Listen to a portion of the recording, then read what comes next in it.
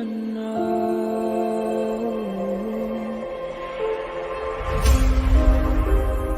down the rabbit hole,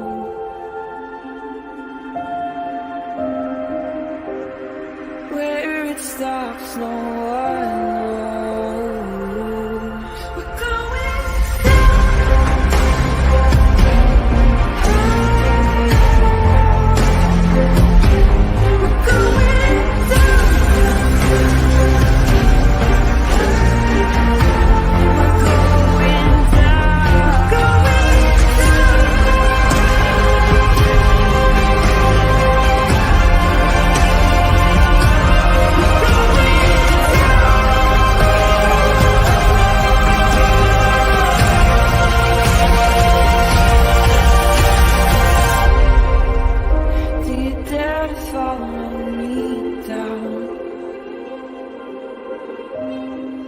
head into the unknown. Na, na, na, na, na, na, na.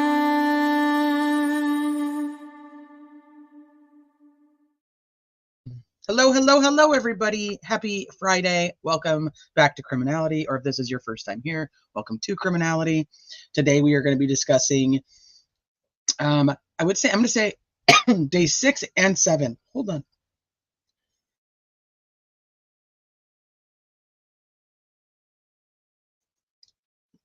Okay, so full disclosure, I didn't eat lunch, so I just shoved a Snickers in my mouth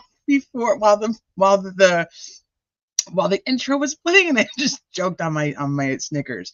You know, I was trying not to be hangry. So, but today we're going to be discussing day 6 and day 7 because we ended a little bit preemptively yesterday, and there was a couple more witnesses that had taken the stand. So bad. And then today we're gonna talk about everything that's gone on in court so far today, which is all about the unspent round, all about Melissa Oberg, the state's expert witness who examined the unspent round. So we're gonna kind of jump back to yesterday, where we ended with Liggett on the stand, and then we had two more witnesses, which was Vito and Dave Vito. We talked about him quite a bit on this channel. Dave Vito, and then freaking Holman. Holman takes the stand. I just have such issues with Holman. He's just so untrustworthy. But yeah, I love a good Snickers. I do. Also, I want to let you know that Leilani Simon, if you were following that case from Quentin, she was charged with the murder of her toddler son, Quentin Simon. She was found guilty on all 19 counts today, which was malice, murder, hiding a corpse, lying to investigators. There's 19 full counts. She was found guilty on all counts, which is I'm very grateful for, because what she did to that baby was horrendous. I've actually contemplated, maybe since I've missed a lot of the trial trying to deal with the Delphi stuff, I've almost contemplated, like, if I want to kind of go back and watch it, even though we know the outcome, because there's a lot of testimony that I missed, but I haven't really decided what I'm going to do with that yet. Also, for anybody that is following the Sarah Boone case, Sarah Boone is now on verdict watch. We may end up with a verdict while we're here. I don't know. So I watched it every day. It was an interesting trial. Yeah, I watched the first few days, and then I just got overwhelmed with trying to keep track of everything for Delphi. And my day is spent either doing things for my family or covering or doing Delphi until I can no longer keep my head in the game, and then I go read a book. Like, that's I'm telling you, that is an every day for like the last week. So I have not been able to put a lot of other case stuff into my brain.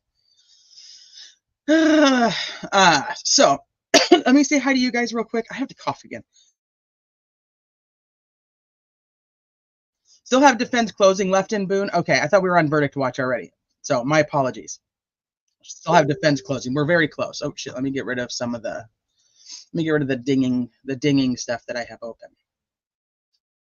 Yeah, I'm like all Delphi. I really thought I could do multiple, but I just, not when it comes to this, because it's so convoluted and there's so much happening with different people reporting like different things. It's making it very complicated with the Delphi case. It's like I say every time I'm on here, I'm trying really hard to keep my frustration level low, but it's very, very hard to do when I'm like, I feel like we're going back and correcting stupid, poor information that comes out. I don't know.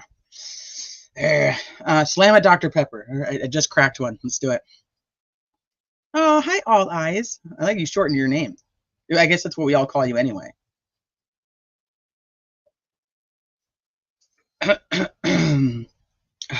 Whiffing books to calm down. You know it, Greenie. Like, give me a good book. My husband's like, why are you buying so many books? I'm like, I'm stressed. I need more. I need more books. He's like, you're crazy.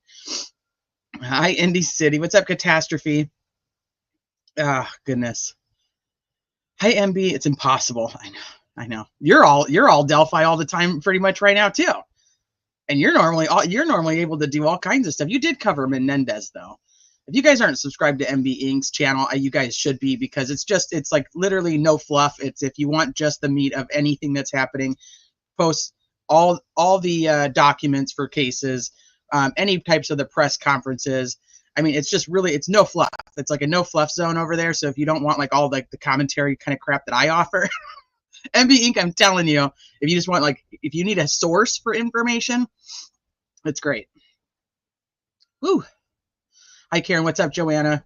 Hi, Missy's Angels. Hi, Luke. Hi, Lacey. I'd watch trial all day and then catch on Delphi at night. It's exhausting. I don't know how you're doing that. I don't know how you're doing it. I'm like, I feel like I need a nap. I haven't had lunch. I was like shaking. I'm like, Greg, give me a Snickers. What's up, Sniper? Hey, Judge Jessica. Hi, Johnny. Hi, Ellie. What's up, JoJo? Hi, Dina. Hey, Judge Jessica. Hi, Marie. What's up, Christy? Hi, Puppy Power. I like Puppy Power. I like that. Hi, Carrie. What's up, Jen P? Hi, Miss K. Don't hold back. Don't hold back. Hey, Jen. Now I have to make coffee. My other half has Snickers creamer. Oh my, really? That sounds kind of good. Snappy Dragon just down to soft pretzel. Oh, I love soft pretzels. Salted, all the salt on them. Oh, it's so good. No tool marks left on that Snickers. Well, you wouldn't be able to find it now if you wanted to. My husband, I'm not even gonna, that's totally inappropriate. Never mind. I'm not even gonna say it because never mind. I'll put the meme that my husband thinks is hilarious. I'll put it in the Delphi chat so you guys can see what I'm talking about. But we were about to go down a totally different route of life. Hi, holy shnikes. Oh, goodness gracious. Hey, Rex. Rex, can I ask, is your profile picture a picture of you? This is going to be total. See, I'm going down all kinds of different paths because I'm telling you, Rex, you are a very handsome man. So I'm going to put that up there. Look at that. I saw it and I'm like, you know, some people don't use their own photos, but just wanted you to know. Hi, Auntie Bev. Sleuthy, don't bring me over there. Oh, fuck. I'm just going to have to do it because now everybody on here is going to be like, what are you talking about? See? Yeah. See, Rex Stardust. Hold on. I'm going to find the fucking meme so I can just show you guys what I'm talking about. So my brother and my husband, they go back and forth on they think they're funny. This is not going to be anything that you guys think it is. So I should have I don't know how, this is so stupid. I don't even know how I ended up here. But, you know, sometimes I guess you got to get out of Delphi and just go off the rails because that's now where I'm at. I told you I'm tired and I'm hungry. So this should make for a fun live. Probably end up deleting this shit later. Shit, I don't even know the fucking text messages. Why can't I find my husband's text? I can see I'm like so out of it. I don't even know where my fucking husband's text message is. Oh, there it is. Shit. Okay. Hold on. So my brother, my one brother and my husband, they have like a love-hate relationship. And so my brother drives a Tesla. So you guys may already know where this is going if you're into the meme stuff, but I'm gonna show it to you guys just because now I feel like people are gonna be like, wait a minute, what does your husband do with Snickers? And that was not the intention. It was just totally a side conversation. But I'm gonna find the fucking meme. I don't even know. I shouldn't even have brought it up. Oh, what the fuck I was thinking. Oh shit.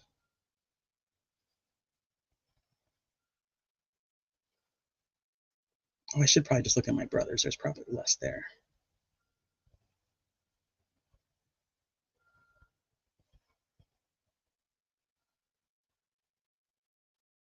Oh, here it is. Okay. Hold on. I hope that you guys are going to be able to see it. Otherwise, I'm going to have to send it. I'm going to have to send it. Oh, you can't see it. Shit. Okay, hold on. Let me send it to myself real quick so I can bring it up. Son of a bitch.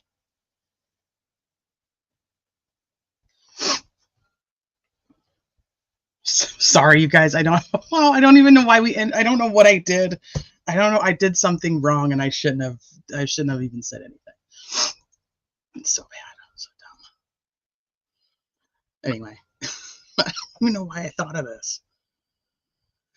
All right. People are going to be coming in. They'll be like, I thought we were talking about Delphi. I'm so sorry. Sometimes these lives, I don't know what happens to my brain, but they just end up somewhere else. And now here we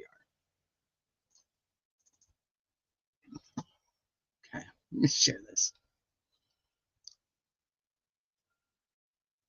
I'm distracted before we even start. I know.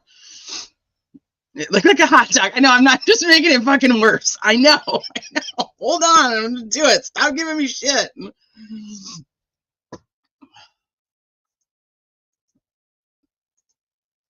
I really don't even know how I ended up here. I feel like I should just start over. Anyway.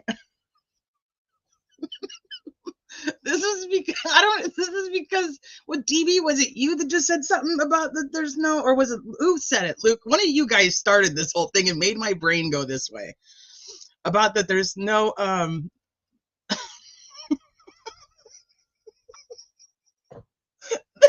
no tool marks, that there's no tool marks on a Snickers.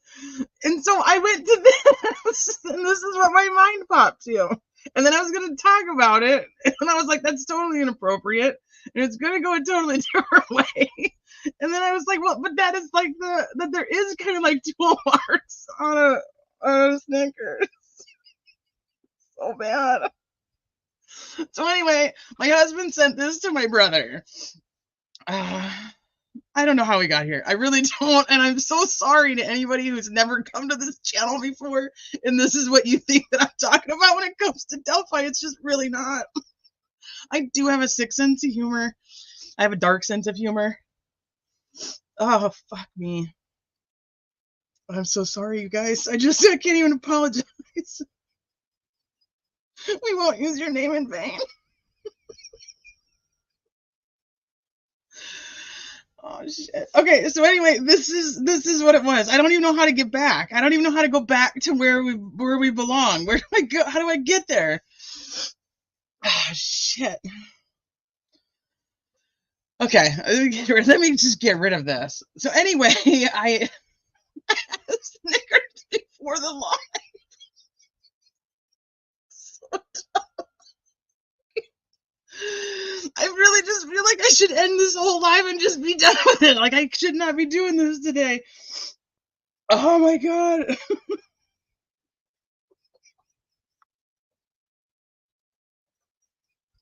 So I'm so embarrassed for myself. Shit. Hi, Nancy. I gotta call you. We need to talk. Whew, I can't get the vision out of my head. See, now you know why when somebody brought that up, immediately I went to that fucking meme. Trick or treat. Look, when T gets tickled so much, it doesn't even matter. It's automatically hilarious. I don't. Oh God. All right. All right. Where's she at? Of course, I had a Snickers before the live. I literally, I think I have the wrappers. Well, I had two snack size ones. They're right here. See? I know this lady has me thinking about other stuff instead of solving stuff. I know. I'm so sorry. I don't know how to get back where we're supposed to be. I blame DB. I think it was DB. Or it was Luke. It was definitely one of those two. They're always in here causing trouble.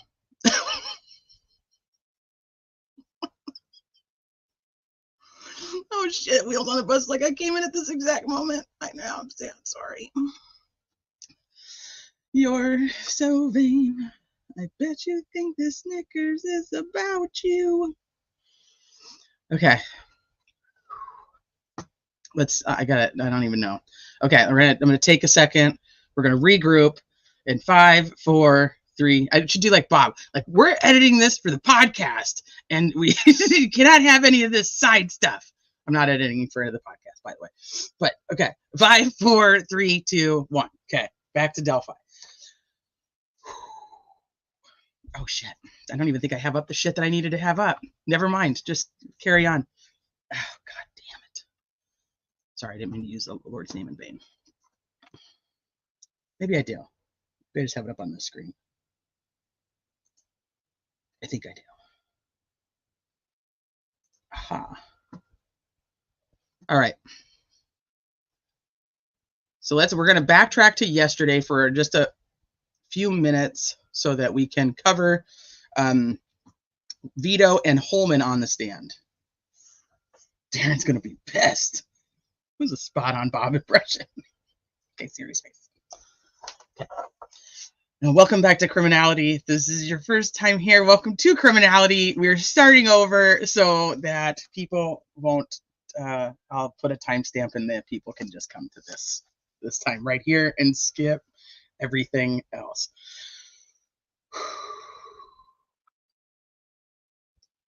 I don't know. You just fucking bounced, but I'm so used to like your Irish goodbyes at this point that I was like, all right, Sleuthy's done. I'll be back.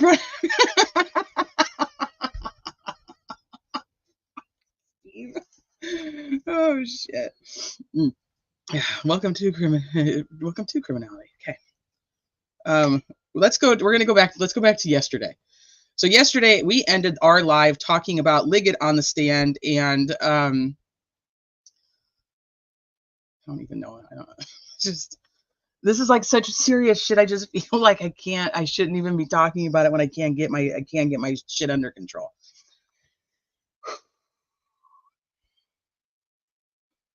Okay. We ended yesterday on the live talking about Liggett on the stand. And that Rosie was doing the cross-examination, and I can't even look at chat. All right, I'm just going to close the camera because otherwise I'm just going to keep giggling. Okay, we ended with Liggett on the stand, Rosie doing cross-examination, apparently doing a really good job from everybody that I watched. I'm going to do that. You know that Candinality is the new channel. I'm going to smell a book. I'm going to smell a book just to get myself back to normal. Where everybody I've watched that's done updates on what happened yesterday, everybody said that Rosie did a really good job on the cross of Liggett.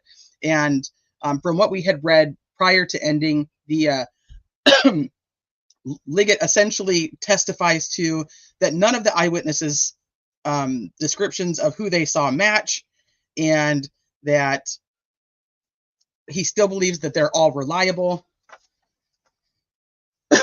I do want to talk about Sarah Carbaugh for a little bit, because one of the things that I was asking in the Delphi chat last night, when we learned that Sarah Carbaugh didn't come forward for almost 3 weeks, I was like, 3 weeks? We had a pretty hefty reward by 3 weeks. So let me actually grab that screenshot. See, this is what I should have been prepared for, not this other funny business. Guys.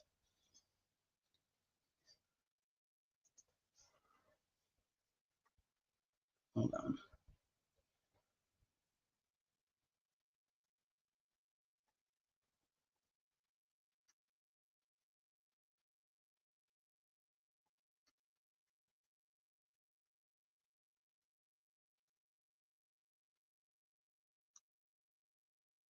It should be right here.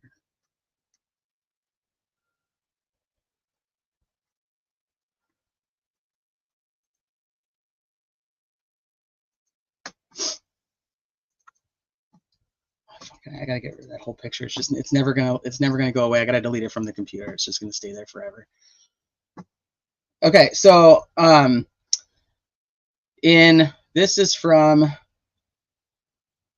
on March 1st of the, I want you to read the part down here. On March 1st of 2017, the Colts owner, and I remember the Colts owner and one of the players donating to the reward fund. I just couldn't remember the date, but so they put out in March 1st, 2017, the Colts owner and player and the kicker, the Colts kicker, contributed $97,000 to the reward fund. And that brought the total of the reward by March 1st of 2017 to $200,000. Hey, Dan. Yeah. I didn't mean to. It's like this live's probably gonna end up taken down. It's just so bad. So the whole thing is just, it's not, I don't even know what I'm doing. So anyway, if you think 3 weeks after the crime, she comes forward and randomly sees or says she sees Muddy guy, Muddy, that doesn't seem to be enough to be getting her what she needs. And I'm sorry, anybody who's ever watched this channel, I absolutely discount anything that Sarah Carbaugh's ever had to say. I always will tell you, I think she's absolutely a worthless witness. I don't even know why Nick put her on the stand. But that's neither here nor there at this point, because she was. I don't believe her. I don't think that she is relevant to the story of what happened to the girls at all. That is my personal opinion. You guys can think that she's the end all be all. That's fine. I don't think she saw anything. And if she did see something, it has nothing to do with this case. That's where I'm at with it. But it's interesting, the timing, that by March 1st, it was already at 200K. And then she comes forward. So that wasn't brought up on the stand. Like, hey, did you know what the reward money was? Were you following along with, oh, and I think I had shown this the other day, but never ended up talking about it.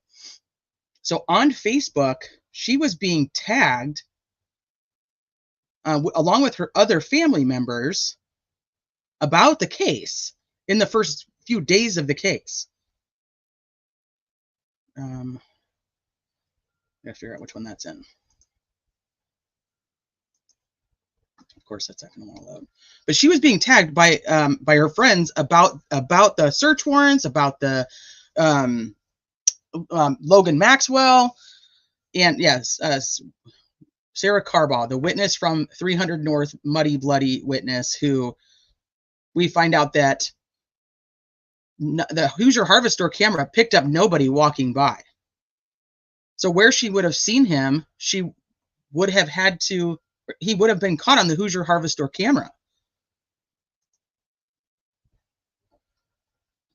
Crap. Of course that doesn't want to load, because that's just my life.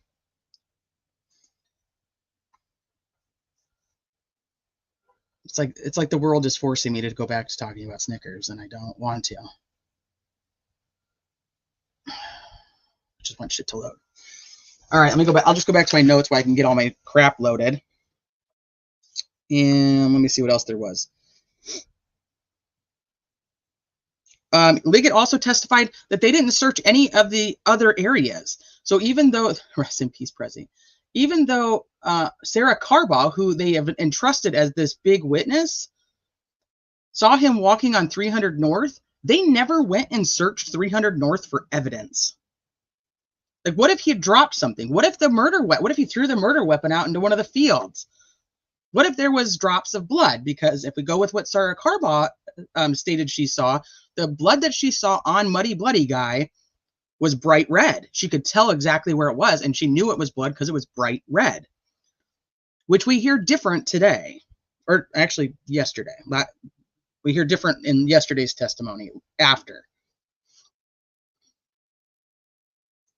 Did she? I wouldn't be surprised. Sarah Carbaugh backed her car in when she came to court.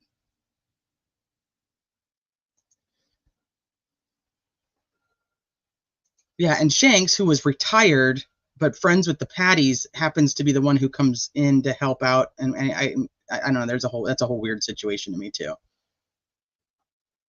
So, in my opinion, you remember, like, they keep trying to tell us that the first sketch was from Sarah Carbaugh, right? Sarah Carbaugh. It seems to me that they've almost testified now that the first sketch was kind of done based on what we thought originally, which was kind of Rayleigh's a little bit of Rayleigh, a little bit of the video, and then Sarah Carbaugh. Well, obviously, somebody at one point didn't think that she was right in her description, because they changed everything over in 2019 to thinking that Betsy Blair was the more reliable witness. But Liggett doesn't want to concede that any of these people are not reliable or less reliable. So he's being asked, like, well, do you think that that like Richard Allen is all of these people? He's not saying that's not the exact question. But he's like, do you think that like all these people are like the same? You know, even though all your witnesses say something different. And he's like, yeah, I think they're all reliable, even if the descriptions are different. And then he's asked, do you believe that there was only one killer, that somebody did this alone? And Liggett says, yes, I do. He's like, did you always believe that? And he's like, yeah, I did. He's like, so you never told Lesenby that you thought it was more than one person? And Liggett's like, well, you know, before the arrest of Richard Allen, I was open to anything. But, you know, after we found Richard Allen, you know, that was it. We knew we had the guy, like our guy, that when we were done. So yeah, they never searched. They got him to say, like, they never searched 300 North. They never searched all these other areas for any type of evidence. And then I don't know. So Vito comes up next. Let me just really quickly see if it was Vito or Holman. One of them ends up saying it was Vito. Vito ends up saying that when they searched the house, I'm jumping around, but Vito ends up saying when they searched the house and Richard Allen's car, the car being the most important, there was no DNA, no blood, no nothing in the Ford Focus. Nothing in there. So Sarah Carbaugh, who sees this guy who's got fresh blood all over him, I mean, it's bright red, it's all, she can see it everywhere, is walking to his car, within minutes is getting in his car, and there's zero blood in the car. Now, we're not talking about like a Brian Koberger who knows all, like, how to, you know, has studied forensics his whole life. We're talking about Richard Allen. So like there's just nothing there, nothing found inside the car. So, but he testifies that from what he understood, the blood that Sarah Carbaugh saw was dry. So not only is the crime taking place within minutes, he's walking up to 300 North, and now the blood is dry. So how quickly this blood dried. And then he also doesn't know, this is Vito, anybody who's confused, this is Vito. He doesn't know if dried blood would have any type of transfer on anything in the car. This is such a good question. How could the blood be dry if his pants were wet? And if his pants are wet, how, and his body is, and he's wet because he goes through the creek, how in the world does Sarah Carbaugh see bright red blood everywhere? Like they don't, none of that matches up. I'm thinking like the jury's going to understand that, and they're going to have to discount this shit eventually. Vito also testified that the clothing items that were removed from the house, including this Carhartt jacket, no DNA found on any of the clothes. Mind you, it's 5.5 years later, but there's no DNA. Yeah, and dried blood isn't bright red. But it's a great, I mean, if he's all wet, how are you seeing any of it anyway?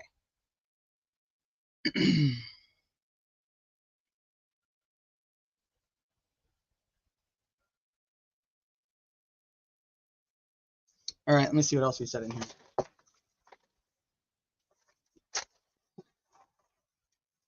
So they're talking about the photo of the car and the rims on the car, and that apparently, like, this whole light, you can see the light through the rims of this car.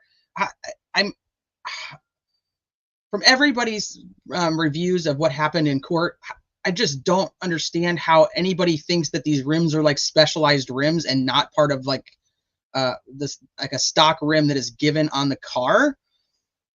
And that's neither here nor there. But supposedly the biggest thing is that you can see like a light through them. You can see light through the rims. And that means that it's Richard Allen's car has to be the car on the camera, because you can also see lights on the camera, through the rims on the camera. They took a ton of knives. They took box cutters. That's why I pulled this up, so we can actually go back through that. Because I was under the impression they did not take box cutters, but when shown the photos, so this is two different accounts. So if somebody has more clarification in chat, please let me know. Anybody who's watching, as an FYI, I am not in court. I am relaying a compilation of as much information as I've been able to gather from the testimonies. Where is it? So one person said that they actually took, like, the photos that they were showing of things that were in the house, that in the photo that Vito points out that there's a box cutter in the photo, like next to whatever they were showing. But I don't recall any box cutters actually being like taken as evidence. And I've gone through this a few times, so I just want to make sure I didn't miss anything. They took boxes of chargers, they took phones, they took pagers. The 2017 phone of Richard Allen is not found. I've also heard conflicting reports on this, whether it was talked about during testimony. Was that the only phone, if they went through all the phones Richard Allen has ever owned, is that the only phone that was missing? One person reported that was the only phone missing. Another person reported they didn't talk about it. So you can take that for what you want.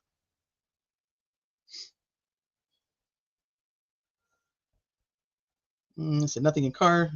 Yeah, there's nothing. They went and dug up his yard. They used a metal detector in his yard. They found nothing. They were looking for more clothes. They found nothing. So they dug up his yard. Let me see what else there is.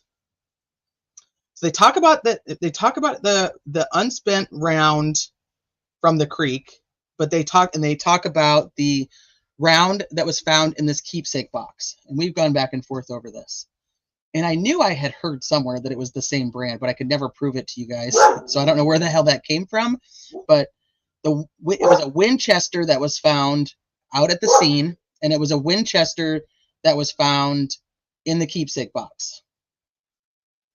I think it's at the very first one, actually. Yeah, this wooden keepsake box.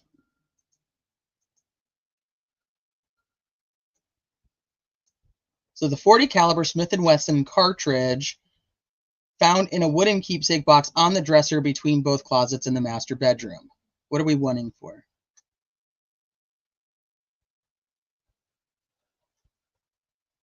Are we saying it's like one of the first things?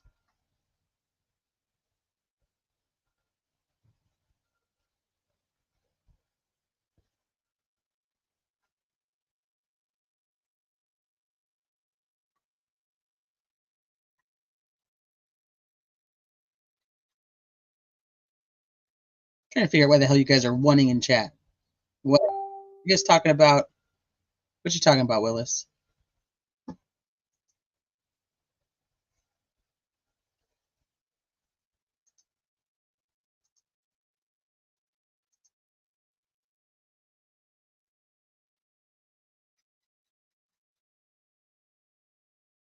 Yeah, get rid of that.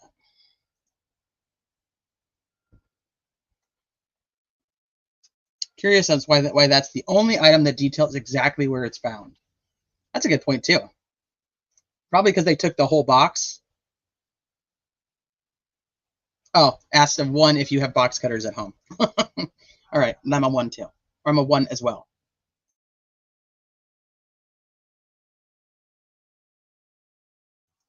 Okay, so they talk about this cartridge that's found in the keepsake box, that it's also a Winchester. But then Andrea Burkhart said that it was actually a hollow point that was found in the keepsake box. But they never discussed whether it was a hollow point that was found at the scene. But one of the things that does come out about the round found at the scene was that it was, I think that comes out more so today, but that it did not have any corrosion. If you guys have watched me for any amount of time, that's one of the things I've talked about, is that they should be able to tell how long this round was in the ground. Steve from True Crime Web did an entire research project on putting different types of rounds in the ground and leaving them there for different amounts of time to see what type of corrosion or erosion would have on the rounds, but we did find out, I think it was today, this morning, I'm kind of mixing things up today, that there was no corrosion, that the bullet had not been there very long. So that was an answer to a question I've had for a while. So we don't know if the one that was found at the scene was actually a hollow point. It doesn't say that it is, but this one doesn't say that it is either. So I don't know. I don't have a good answer for that. If you guys remember the other day when they were talking about why they didn't take photos of the unspent round at the scene, take more photos than they did. Somebody was like, couldn't you just like picked it up and like showed it and like taken a picture of it? And the CSI was like, no, you don't do that. You're not going to put it in your hand and take photos of it. So then now we know why that question was even brought up, because apparently when they're collecting this cartridge from Richard Allen's house, they do put it in their hand and take photos of it. So it's like, well, why are you putting it in your hand? Isn't that going to cause issues like upon examination? How does that make sense?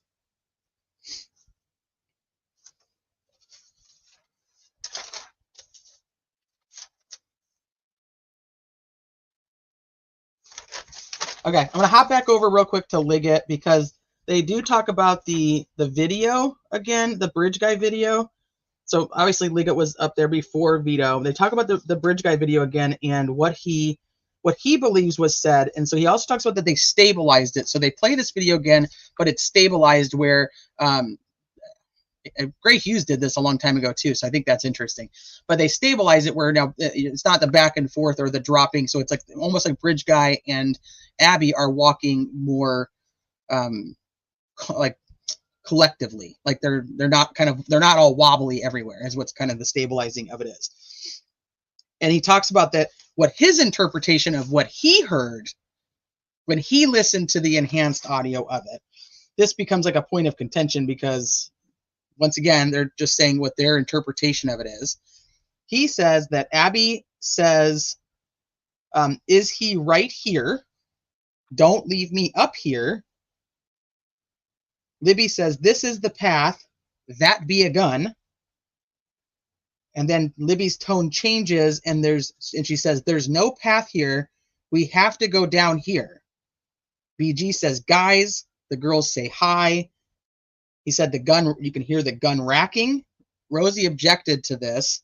And so that's a mischaracterization. It actually ends up getting sustained, surprisingly.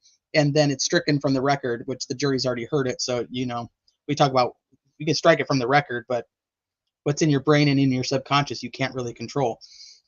And then BG says down the hill. So this is his interpretation of what he heard on the video, or the audio from the video. So is he right here? Don't leave me up here, is what he thinks Abby said. And Libby said, that be a gun. That be a gun.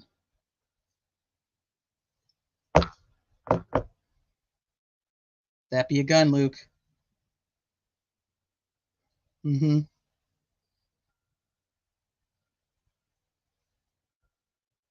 So then Libby's saying, there's no path here. We have to go down here. And then BG says, guys, down the hill.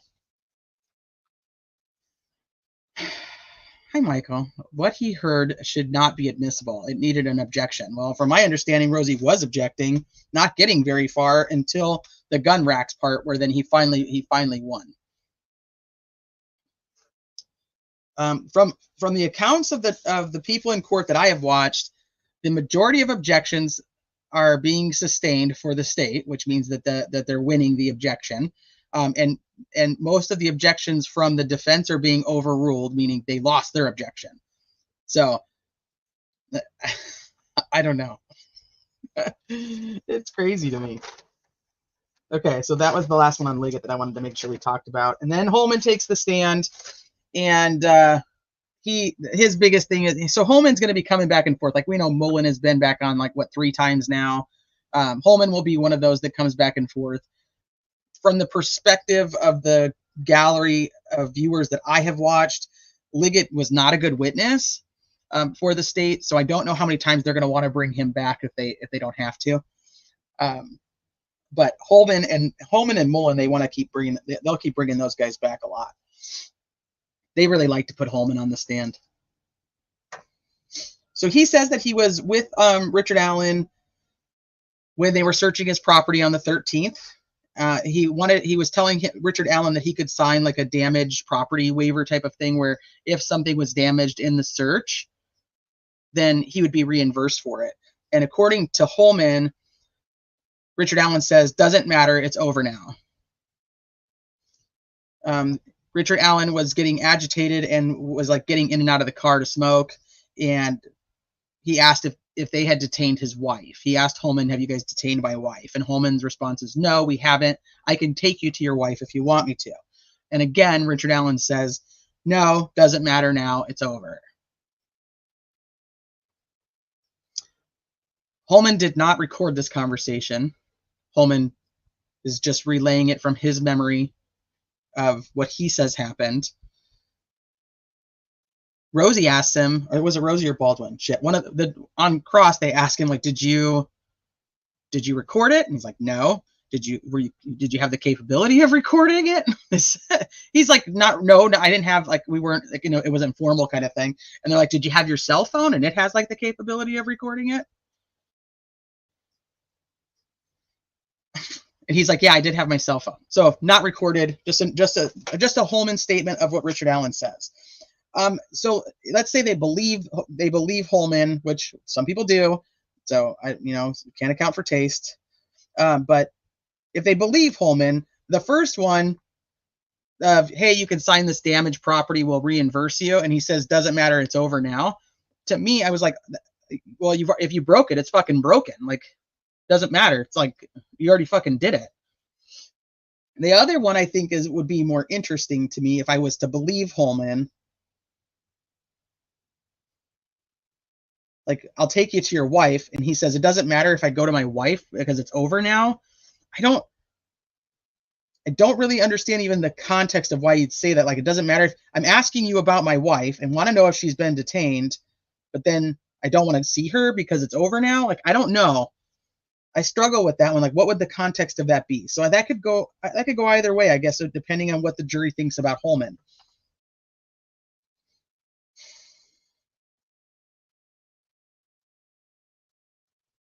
They asked on cross, like, did he have like the demeanor of someone that was like guilty? And he said, like, Richard Allen knew he was a suspect, and but he didn't necessarily have the demeanor of somebody who was like a killer.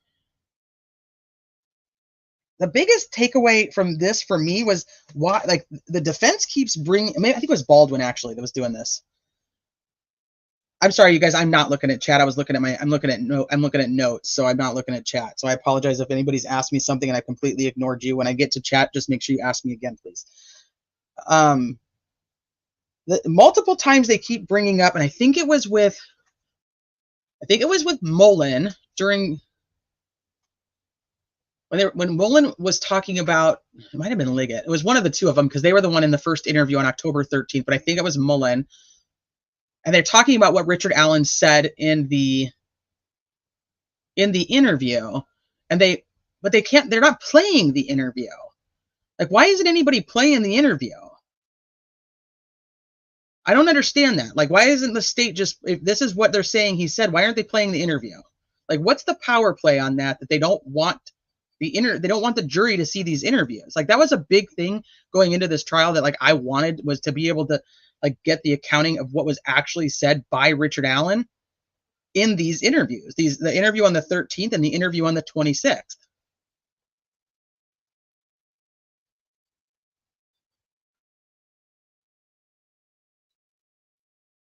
I know, why isn't the state playing it? Like, what's their reason to hold out on that? Like, what's their power play? Because the jury's now hearing about it. They heard about it with Mullen. They're now hearing about it again with Holman, but they're not seeing it, and they know it's recorded. But even the one, what about the one on the 13th? Like, always is like Holman was yelling at him like a lunatic. I do believe that. But what about the one on the 13th? why won't the state play it? Typically, that's like the when you're watching a trial and you have these interviews that are so quote unquote incriminating, why the state plays the interview.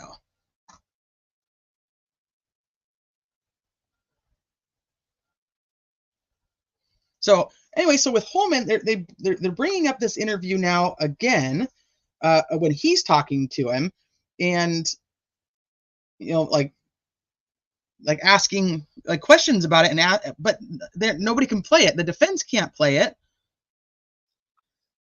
The state has to play it, but I don't understand their play of not playing it. They're like, why they're not playing it. So I just want somebody make that make sense to me. The state can't play it.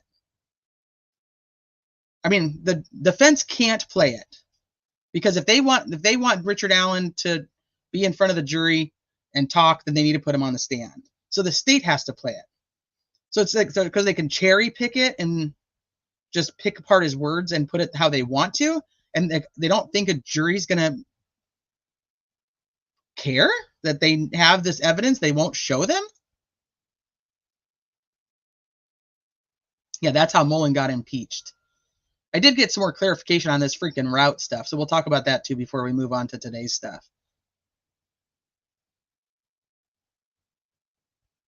I don't. You think it doesn't matter that you think he's going to be? You think he's not? Okay, it really doesn't matter because he's not going to be found guilty. I'm not there yet. I'm not quite there yet. We haven't got to the confessions, and I'm not quite there yet. I think that there's a chance that he still could be. There's always the subconscious level of one, wanting somebody to be punished for a crime, and two, believing that the prosecutor would not be bringing charges against this guy if they didn't really believe he was the right guy. And I know that sounds naive, and not all of the jurors are going to think that, but there are many that do. They just kind of fall into the trap. Well, he's innocent until proven guilty is where I'm at. Miku's headphones. But I am not sold that he's going to be found not guilty. He is currently innocent until proven guilty in a court of law, which is where we're at. They're hiding money with, I wouldn't doubt that at all, but that's a whole nother side conversation. Hi, Steve. All right, so let me see.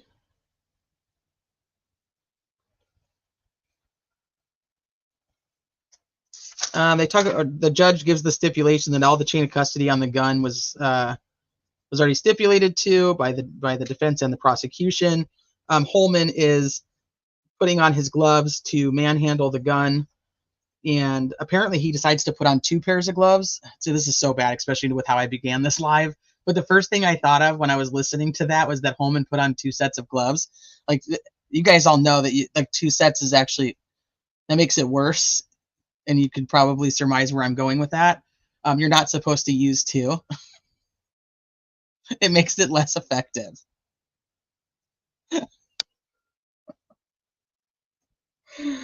Oh, Jesus. Just FYI. So him putting on 2 sets of gloves, which when I was listening to Andrea Burkhart's live. So Andrea Burkhart, you can tell she's getting some sleep now. She's getting some sleep now because she's having more fun in her lives, like where she's like enjoying the different parts of the trial, like of cross and of direct, and so she's a little bit more giggly. I like that. But so she's talking about how Holman is touching and manhandling like everything. No, Sleuthy, you hit the nail on the head. You hit the nail on the head. No pun intended. Shit. This should be a members only live. But she's talking about like, and this happens in every trial. And when we watch trials, I normally get really frustrated with this, that they pretend to like put these gloves on. They really put the gloves on, but then they're like literally touching every piece of evidence, the box, like their hands, they're using their hands to put it on. Travis, oh fuck me. Shit, Travis is in on it now too. It works for Holman. We do. We need a member line where we just talk shit like that. This is so bad. Okay, let's go. Let's go over to where was I going? I said let's talk about that. Oh, the route. We're gonna talk about the route because we were kind of all over the place with this yesterday. But when I went and listened to other people who were in court, I kind of got a better understanding of what was happening. And this is what we were talking about with one of the videos with Mullen, where he ends up getting impeached because it's recorded, the conversation Mullen and Liggett are having with Richard Allen on the 13th. They're talking about the route that he would take. And so they're essentially saying that he in his interview, this is what Mullen is testifying to. In his interview said that he would have taken he sometimes takes the main street route through town, and he sometimes takes the scenic route on 200 North. If you guys were here yesterday, we kind of went over that, but I'm going to show you just briefly again. He ends up impeached essentially with the transcripts of what Richard Allen said, which was that he would most likely go through town to go to 300 North. So Richard Allen is saying that so Andrea said too, remember we were talking about that he was at his mom's house in Peru. Andrea said that he was at his mom's house north of Peru. So that would make sense because Mexico is north. Hold on, let me see what happened. I'm hearing that. I'll get there in just a second. Somebody reported that after lunch, one of the alternates did not report back. So we'll talk about that too. But okay, so he would have he would come from his parents' house or his mom's house. He would have come home, gotten a jacket, and he would have gone back through town up here, East Main Street, driven right around here, and then parked at the old CPS lot, which would be right here. So he'd go up Old State Road 25 and come around here. Well, they're trying to say that no, he had to have gone the scenic route through 200 North, which we talked about yesterday, 200 North to 450 West, up here to 300 North and around all of this area. Because they have to have him on camera at the Hoosier Harvest Store.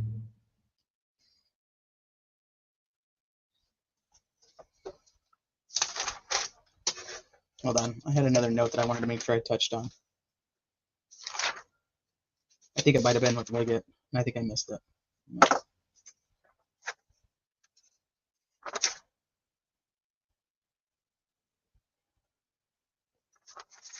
Where the hell did my note go? They didn't have any, no, the jury didn't have any questions with Liggett.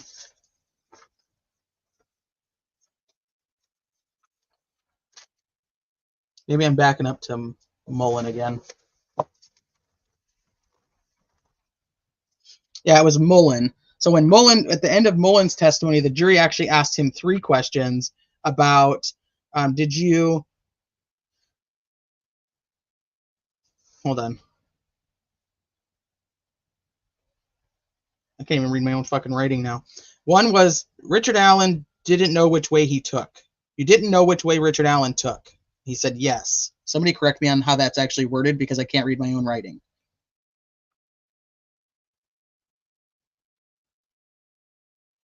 The first, I can't read my own writing. That Richard Allen, did you know which route Richard Allen took? And he said yes. Or you didn't know. Shit.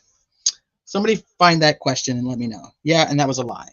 How many 2016 Ford Focuses? Did you look and see how many 2016 Ford Focuses were in Carroll County? He answered no. They never looked to see how many even existed in Carroll County. Did you ever look to see if Richard Allen's other vehicles showed up on the Hoosier Harvest Store? He said yes, they looked, but none were found. The other thing I learned by watching some of the streams last night was that Richard Allen was asked what car he drove, and he said it was the Ford Focus, but later took that back and said he wasn't actually sure that that's the car he drove, that his wife typically drove the Ford Focus, but if he was driving further distances, then he would take it because the other car wasn't as in good a shape. So he said he doesn't actually know exactly what car he took, but he thinks he took the Ford Focus. So I thought that was another interesting thing too, that they don't actually know for sure that he even took the car. But he thinks he did. So I think we can go with that he probably did. But they never bothered to check how many Ford Focuses were even in Carroll County, much less find out which of those Ford Focuses have these black rims that are essentially are just a different model of the car. I don't know. It was a brand new, yeah, because he had just it was a 2016 that he had bought brand new. I'm loving the jury's questions too. I mean, they just seem to be on it. Tell your family, tell your friends. But I think that those things would be just, like, that's what I'm saying. I don't understand why the state isn't playing the tape, because the jury has to think, if he really said this to you, Holman or Mullen or Liggett, if he really said these things to you and this is recorded, why aren't you showing us that? Like, that's how I feel about this jury, that they have to be smart enough to go, that doesn't make sense. Why can't we just see the tape? Because now the defense attorneys are coming out and essentially impeaching most of them and saying, this is what he actually said, right? And they're like, yeah, that's not how I really understood it. And it's like, well, the jury could figure it out for themselves if you just showed it to them.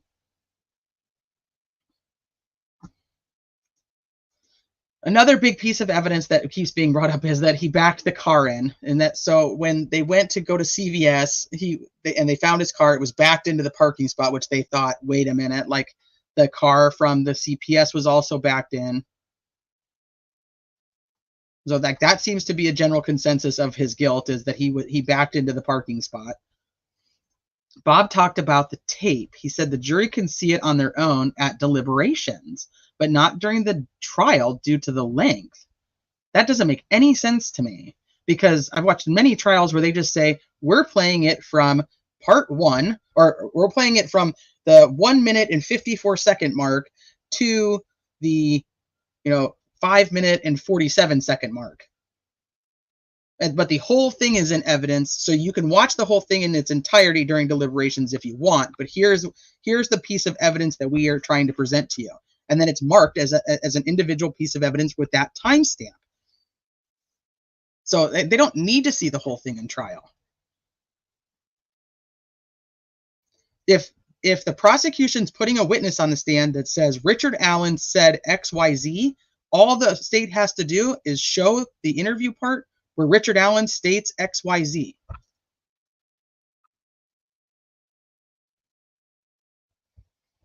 But only the state can play it in evidence. The defense isn't going to be able to play it because it's not an exception to their hearsay.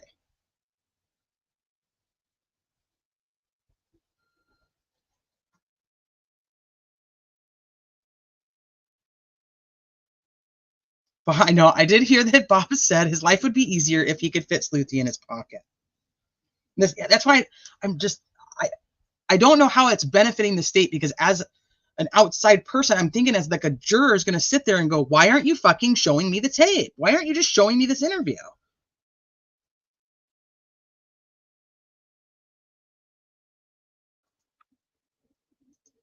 Not necessarily. No, the state could easily object to that being not an exception to the hearsay rule, especially if they're not playing it. Now, if they played part of it, the defense would have an ability to play it. I don't know. Gold does do whatever the fuck she wants, Miku's headphones. So, I mean, I agree with you there. It brings in the totality of evidence theory, but that theory depends on a fair judge, so it doesn't really bring it in. They could bring it in for just a few seconds with Gull's permission. Yeah, well, they're not going to, she's not going to, they could ask, but she's not going to give them permission to do anything, because it doesn't really fall into the legal analysis of their exception to hearsay rule, from my understanding. There was, somebody will tell me which witness was it that they were reading the transcript, or they had the transcript and Nick was objecting that they weren't reading from the transcript, that it was, and then when they gave the witness the transcript and they tried to read from it, Nick objected again and said that the witness was reading from the transcript, and the judge sustained all those objections, so that essentially anything about the interview couldn't even be brought in by the defense. I don't remember which witness it was. It was a Mullen, Liggett, Vito, Holman. It was one of the officers yesterday. Yeah, the rule of completion.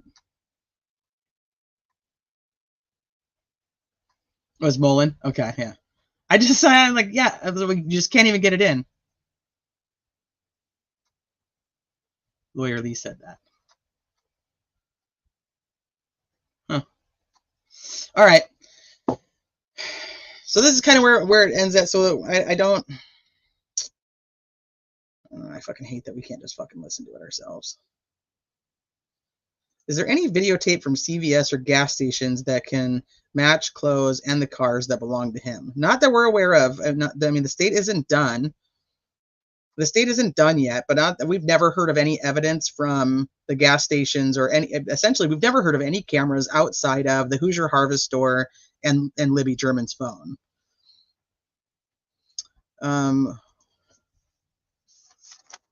I think it was Vito who they had bring in a photo album, or they discussed a photo album that was found in Richard Allen's house. And so they were showing some of the photos of Richard Allen and his family out at the High Bridge, all the way back to 2008. And there was actually pictures of Richard Allen from 2016 out at the bridge and fishing and doing like outdoor stuff in that area. So the jury would could see closer to what he looked like towards the time of the crime. So, but I guess there's apparently quite a few photos of his entire family out there.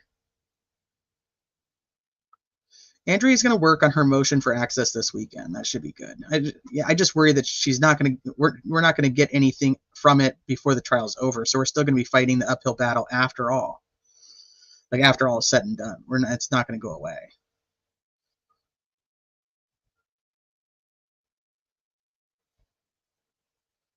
Yeah, the jury would see that it wasn't rare for him to go there, and he would be out there with his family.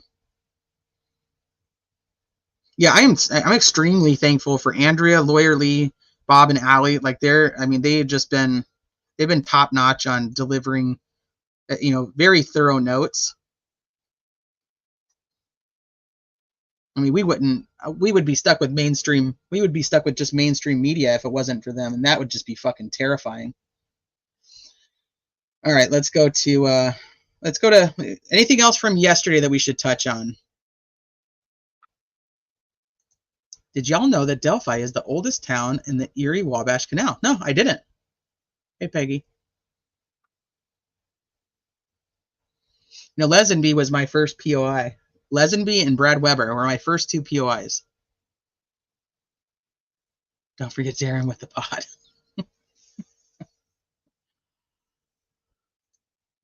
But he doesn't deny going there. Right. Oh, there was something else. There was something else from yesterday about, they talk about the cell phone. And I'm kind of all over with all of these people because all the notes I tried to write were all kind of back to back. So they all blend together. But another thing about the cell phone, and that they didn't find the one from 2017, was that they also weren't able to find anything that had to do with that cell phone with the towers, like not pinging on the towers or anything. So even on the back end, without the phone itself, they still weren't able to connect Richard Allen to the crime scene through the backside of the forensic analysis of the phones and the tower pings. I found that interesting for both sides, because remember, like we talked about, like what if he's there and he's on his stock ticker, why isn't he connecting?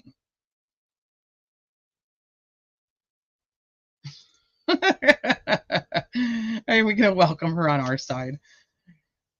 I don't think I'd be welcome to the other side. They've already determined that I'm on your side regardless. So I think no matter what side I end up on, you're still kind of stuck with me, because you're the people who've accepted me for all my issues and questions in this case. So I didn't get clarification on the timing of it, but what they testified to was that fucking Luke is making me laugh. Gosh darn it. What they testified to is that they didn't get any of the information on the back end. So, I mean, does it just have a problem with their investigation? Did they only go with a specific time? I didn't hear anybody say that the testimony was regarding a specific time frame. I don't know. Could be, and I just didn't know it.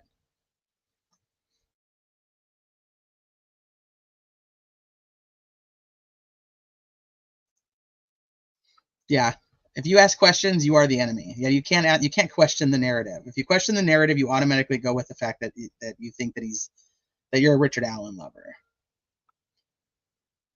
Trusting what Ellie says on the stand is so silly. They literally lie constantly. I know, but I think it's going to come down to the personalities of the jurors and what they're.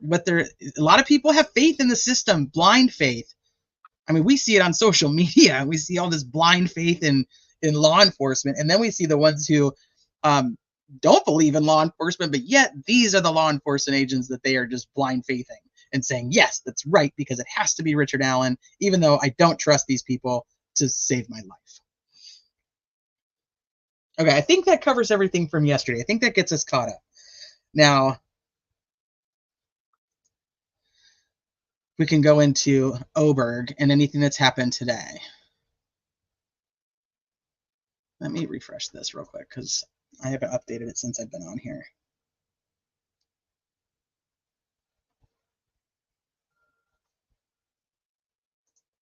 They should actually be out of court by now.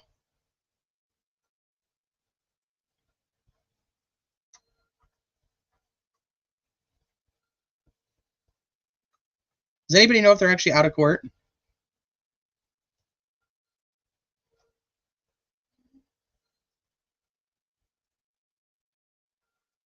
Was Oberg the only witness on the stand all day? Let's go to Donnie. Let's take a look at Donnie. I like Donnie's reporting.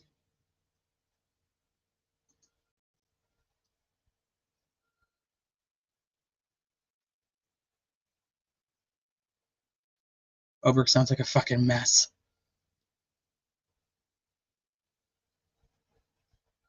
Suitcase of Dr. Pepper. I'm in. Bob has a live in an hour and 45, and I know Allie did one earlier that I have not got to. And I don't get me wrong, because I love that they're doing the split of putting all the notes forward. I know it must suck really bad for Allie because she's not in the courtroom and she's literally having to just read off of Bob's notes. And I can guarantee Bob doesn't have very nice handwriting, but that's just a side note. But without having the context to be able to answer questions in chat. So I know that's got to be very frustrating for her because she's like, I don't know, I wasn't there, and he doesn't have that in his notes. But I do like that they're doing the afternoon live so that we get a little bit more behind the scenes of what's actually happening. Even if you just have to know if you're going to watch during that time that she's not in the courtroom. So she's literally only answering questions based on what Bob's notes are. It's almost just like watching over here because that's literally what we do is we're just looking at other people's notes of it. Yeah, I just love Allie anyway. I just love her personality. But I think that a lot of people are giving her crap because she can't answer those questions.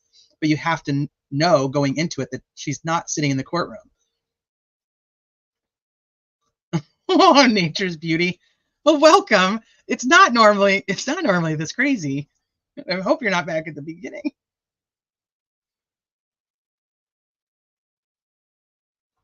Okay, so they are out of court. Okay, so let's see what Twitter has to say. So Melissa Oberg, I think, is the only witness the entire day.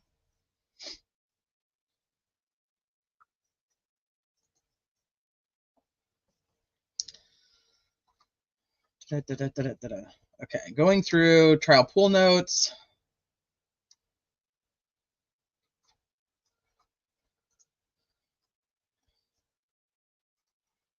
Walked into the courtroom late today. Okay, so Donnie was at the dentist, so we don't have anything from his morning. When going back to the discussion of the expert disagreements, okay, we're going to skip that because we need to get back to this morning because we haven't touched on it yet. So he's afternoon. He didn't go this morning.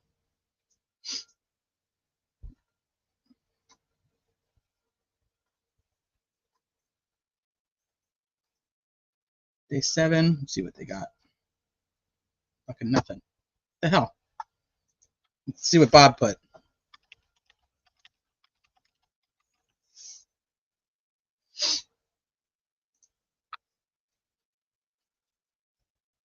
He hasn't really posted anything either. Just that Oberg was on the stand. All right, so we'll go over to our WTHR. Not wish. What the fudge? Where did it go? Oh, it's in this one. Sorry.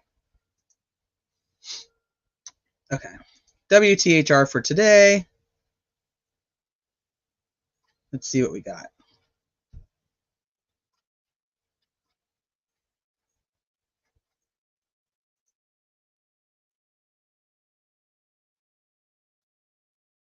Okay, 9:07 a.m. She worked for the Indiana State Police for 17 years. We know that she no longer works there. She actually works for like a health company. She would inspect the bullets, the firearms, the cartridges. She would also test firearm operation and perform tool mark examinations. Tool marks are how the quote-unquote magic bullet near Abby and Libby's bodies was allegedly tied to the firearm owned by Richard Allen. She is a member of the National Association of Firearm and Tool Mark Examiners. This is the 112th court case she has testified in. According to Melissa, state police examiners must pass annual proficiency tests. Oberg explained that the tool mark examination is based on observation. Oberg said the harder of two objects that come into forceful contact with one another will result in the softer object being marked, quote unquote. Oberg said that there were two types of tool marks. There's impressed and striated. Oberg also described the parts of a cartridge. So here's your primer, here's your casing, here's your bullet. Oberg also explained how cartridge is cycled through a firearm with a semi-automatic handgun. You pull on the slide part of the gun to cycle a cartridge to prepare it to fire. If you pull the slide back again without firing, the cartridge is ejected. If instead you fire the gun, the bullet shoots out the barrel and the empty case is ejected. Okay. Oberg demonstrated this process for the jurors using a dummy cartridge from the ISP labs and a real handgun. Oberg explained the kinds of marks that are left on the cartridges, including the lands and grooves. So these are class characteristics. She discussed the different elements that can be used to disqualify certain cartridges from certain firearms. Obviously, I think anybody would know that the caliber of the cartridge much match the firearm. Oberg said subclass characteristics are the features that may be produced during manufacturing that are consistent among some items made by the same tool at the same time. These are not determined prior to manufacture and are more restrictive than the class characteristics. Oberg said there are individual characteristics. These are the random imperfections and irregularities of a specific tool surface. They can come from use, abuse, or corrosion. Oberg used the example of a dent in a car doors being unique to that specific car and not to every make and model. Okay.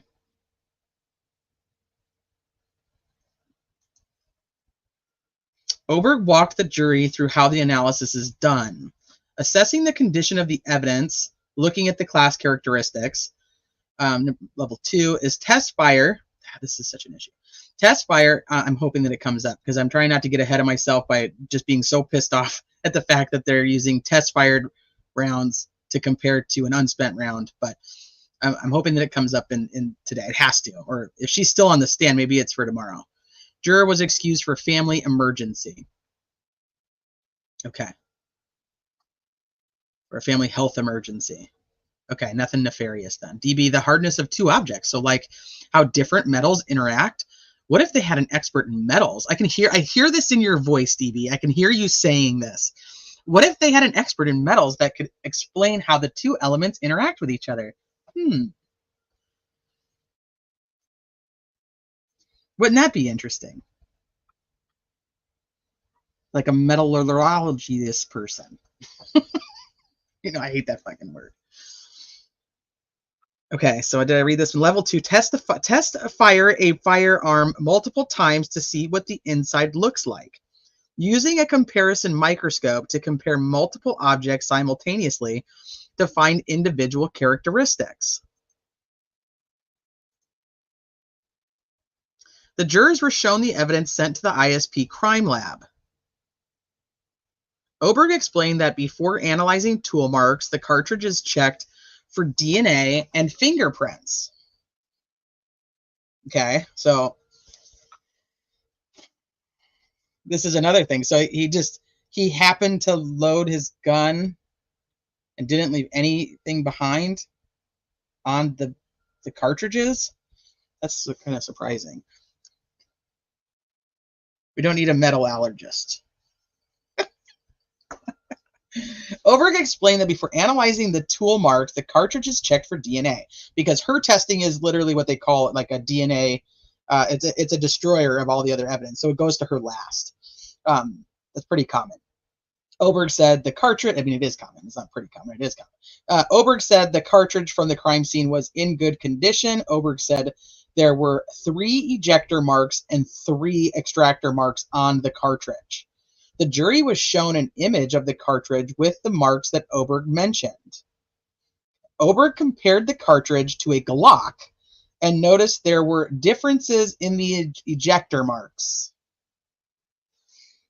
Oberg said she tested 2 additional firearms. One was a Smith & Wesson Model 40 and did not have similar class characteristics. The second was a Sig Sauer pistol. It did have similar class characteristics, but the subclass characteristics did not carry over. So these became inconclusive.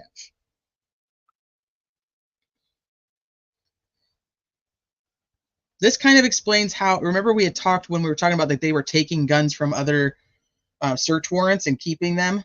So she kind of narrows it down, saying like, this is from these, this has to be from this type of gun or these types of guns. So bring me these types of guns and I will find you the match. Both Maxwell and Weber had guns taken. We need a member life. No, I need to try to fit that into my life.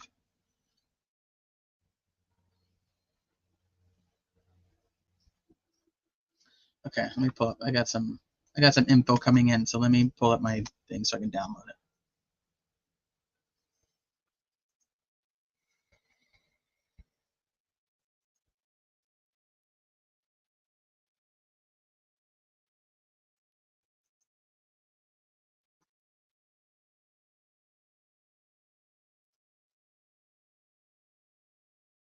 Okay, about the juror.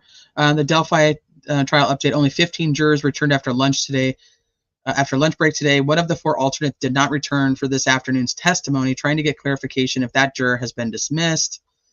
And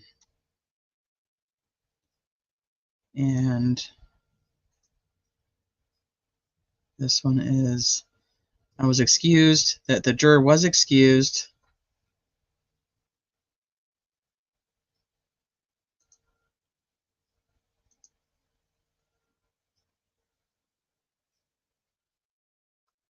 The juror had a family emergency. Okay. So pretty much, okay, so we've kind of heard that.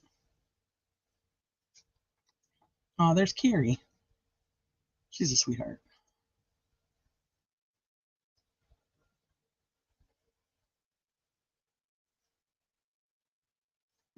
Okay, I'm back over here to you guys now. Was Holman in court today? If not, I'd be questioning his nefarious ass. Nobody can ever find Holman if he's not in the courtroom.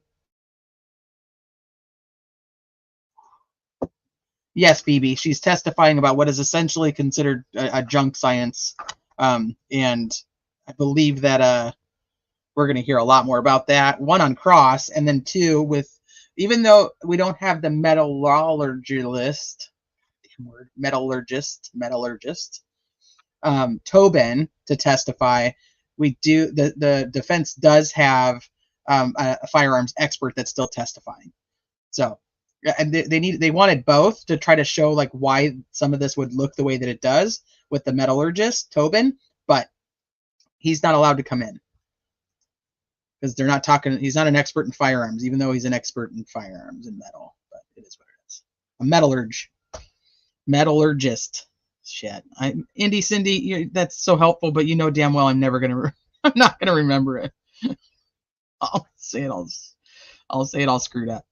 It's becoming more of a junk science now. So they're going to be arguing back and forth on really the evolution of ballistics and tool mark evidence. And I don't want to go too far into that because you guys know I'm not the firearms expert, but I do essentially understand the concept of why people think it's junk science, because to say it could only match one individual gun at this point in time is unrealistic.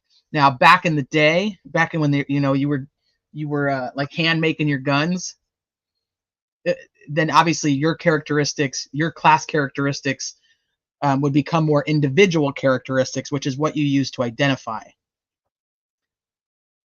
Because otherwise, so it's like I can take all of these rounds and say they're all 40 caliber, and that would be a class characteristic of all of them, right? They're all that.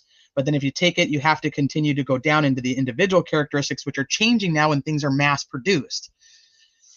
So people have been convicted on tool mark evidence and convicted on ballistic evidence. So don't get me wrong. There's just also a lot that's being overturned based on the fact that they're going back and saying that this is not the type of science that it was described to have been. And people are getting other trials because of it. You get two sides of a coin here. Two sides of a coin. That used to be how they would do like bite mark evidence. Bite mark evidence used to be a very big deal, and then they realized that no, you can't actually use it, and so it becomes what's known as like junk science. Even if it does have. I think if you had to like rate it like in a percentage, I think it would probably actually be better, like a 70-30. Do you know what I mean?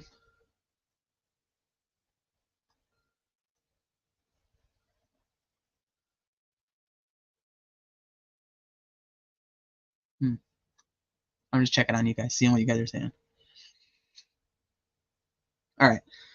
So where were we at? Oberg said she tested the 2 additional firearms. Talked about that. Okay, Oberg said that she test fired 8 cycles on all of the guns in a water tank. Oberg said they always test fire, even if a cartridge was cycled without firing. I don't understand that. To see if they can learn more information. I don't know. Even if you're going to fire it, do you not just eject it? Why isn't she just ejecting rounds from the gun? Just eject the rounds from the gun and then see if it matches. Because that's what you're saying happened. I don't understand this, but So on October 14th of 2022, Oberg received 4 items taken from Allen's home. She received, okay, I'm going to back up because I don't know if maybe they didn't report on it or it hasn't happened yet. I guess I'll wait and I'll see if maybe I'm just ahead of the game on that information. The jury went, okay, so she tested the Sig Sauer P226 40 caliber pistol. She tested a Winchester 40 caliber cartridge, a Blazer 40 caliber cartridge, and 2 magazines with or Oberg received. I said tested. I apologize, bad wording. That she received these items to test. 2 magazines with 40 caliber Blazer cartridges. The jury was shown photos of all the items, and the items themselves were entered as evidence. Oberg said they received that evidence 5.5 years after the crime scene cartridge. Oberg said that after testing Richard Allen's Sig Sauer model P226, the ejector marks matched those found on the cartridge near Abby and Libby's bodies. Oberg showed the jury photos taken with a comparison microscope that showed the magic bullet had marks that matched those on a cartridge that had been fired from Richard Allen's gun. I'm hoping that somebody got a good drawing of this. Oberg showed images of the inside of the gun to identify what made the marks. Those included the subclass markers on the ejector, the front face of the chamber, and the extractor marks under the rim of the cartridge. Oberg spent a long time explaining the process in minute technical detail. That also could not bode well for the state because you want your jurors to be able to understand what the hell you're talking about. And that doesn't always come across like that with expert witnesses. If they don't like your expert witness, they just stop paying attention to them. You'll read that in many of the books for the jurors right after trials. They're just like, yeah, I didn't even pay attention. I didn't listen to it because they didn't make any sense, or they stuttered too much. The prosecution tried to show the jury two videos. Oh shit! Tried to show the jury two videos showing how Sig Sauer firearms are made and assembled, but they had technical difficulties. Fucking A. How did they have technical difficulties on everything? Like, have they not just stayed a little bit after and fixed their shit? Go fix your shit. Let me see. The way they put these in here, I don't like.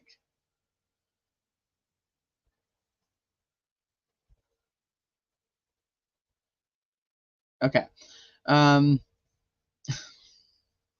Fucking 70. Somebody needs to mention like that he paid $75,000 to have a new podium, and they can't figure out the fucking tech. Yeah, she claims she's never been wrong and that no one has ever disagreed with her analysis. Doesn't make her credible. Well, we also have the fact that she went up against Tobin before, and Tobin did disagree with her. Tobin, our metallurgist, did disagree with her on a fired round case. So, I mean, she thinks she's never been wrong. I don't know if the defense... Okay, so let's put it this way. If she testifies as an expert for the state under her analysis, and the defense has their own expert that testifies, and the defendant is found not guilty, does that not conclude that she would have been wrong? Because the jury believed the other expert. Does that make sense?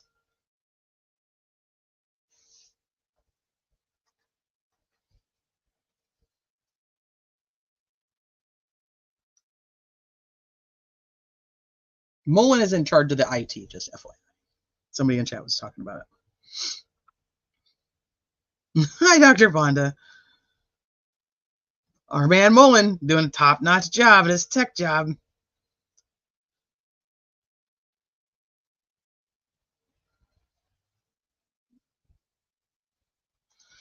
All right, so the defense attorney... Wait, so were they done at lunch when they came back? Let me just double check. No, here it is. The jury has returned for the rest of Oberg's testimony. The jurors were shown a video of the inside of a Sig Sauer factory. Oberg told the jury the cartridge from the scene was tied to Allen's gun by the quality and quantity of marks. Oberg said the ejector, the extractor, and head marks all matched. Oberg said, "It helped me know it's not just one area, it's 3 different tool areas." Okay.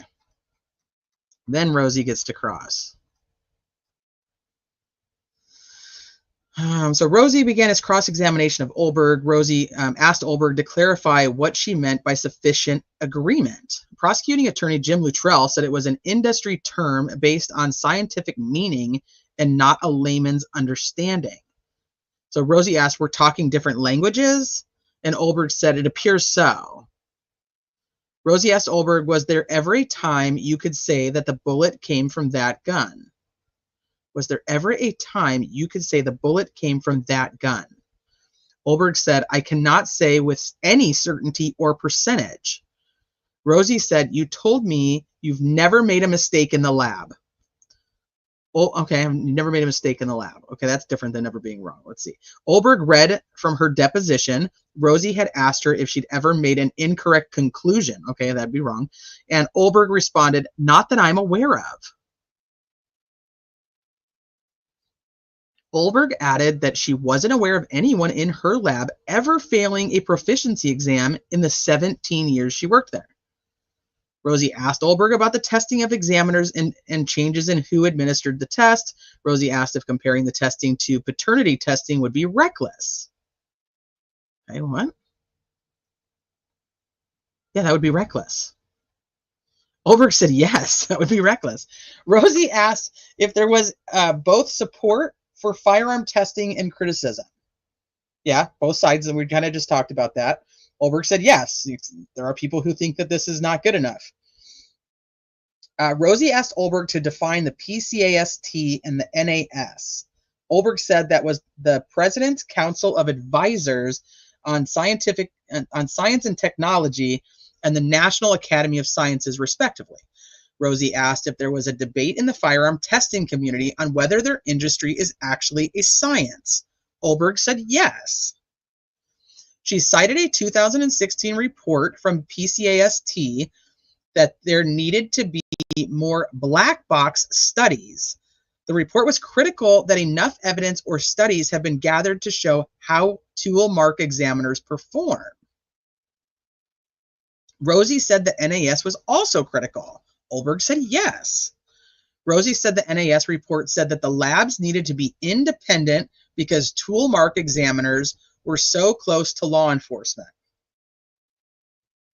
Okay, that's interesting. So they wanted independent labs to test things because they technically work for the state. Olberg pointed out that Indiana State Police examiners were connected to the Department of Toxicology and the Department of Health. Rosie asked if they were state employees. Olberg said yes, they all are. They all are. They all were. Luttrell said that the NAS study Rosie was referencing was from 2009. Olberg said yes. Okay.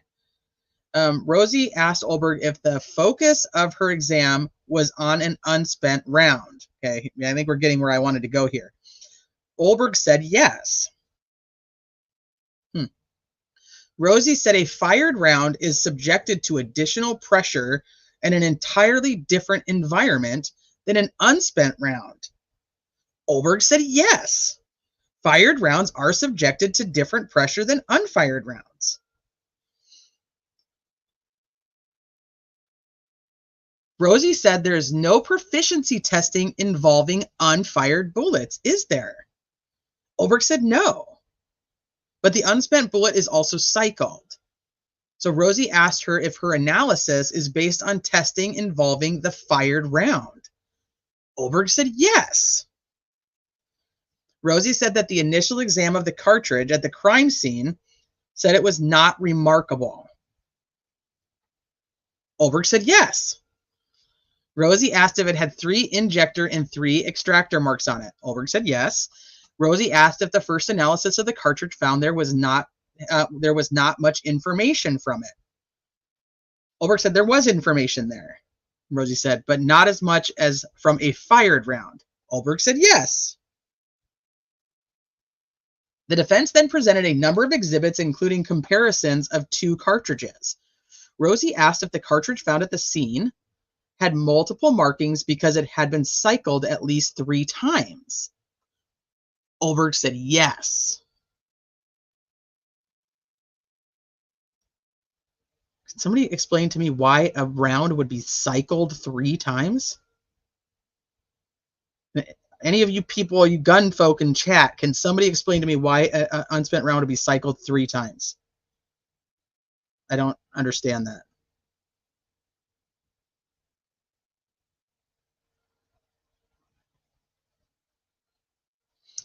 Rosie said you can't state if that cartridge was cycled in 2017.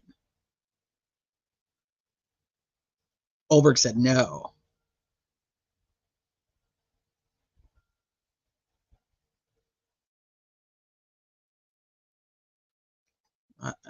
Unloading your gun?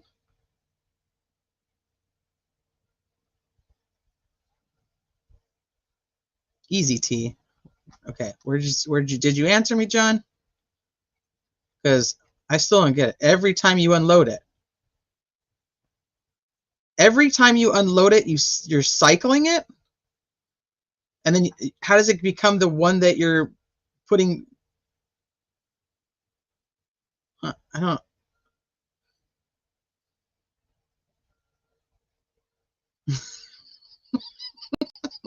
That's true, Indy Cindy. Okay, Joe Schmo says if you chamber a round and then clear it for safety and then rechamber it, and then re-clear it for safety. And then the third time seems like a stretch, but not humanly impossible. Okay, so you have it like loaded, ready to go, and then you continuously like are taking it out and then making it the same round that is going to go back into your gun. Thank you, Sniper. I may need you. What I miss, Arnhem, you missed me being confused on why any type of round would be cycled 3 times, because I don't understand that. But as everybody knows, I am not the gun person, so this day of testimony is not the easiest for me to wrap my mind around all the things.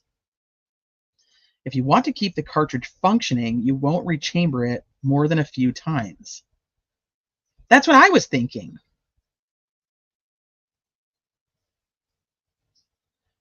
And then I'm trying. So he's just like he's unloading his gun and then loading his gun. Okay. All right. Olberg said yes. You cannot state that cartridge was actually cycled in 2017. So even though you say it's cycled 3 times, you can't actually tell when it was cycled.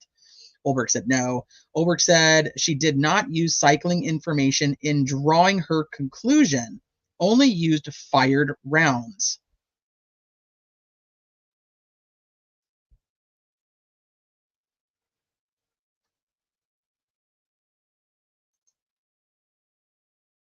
Mm-hmm.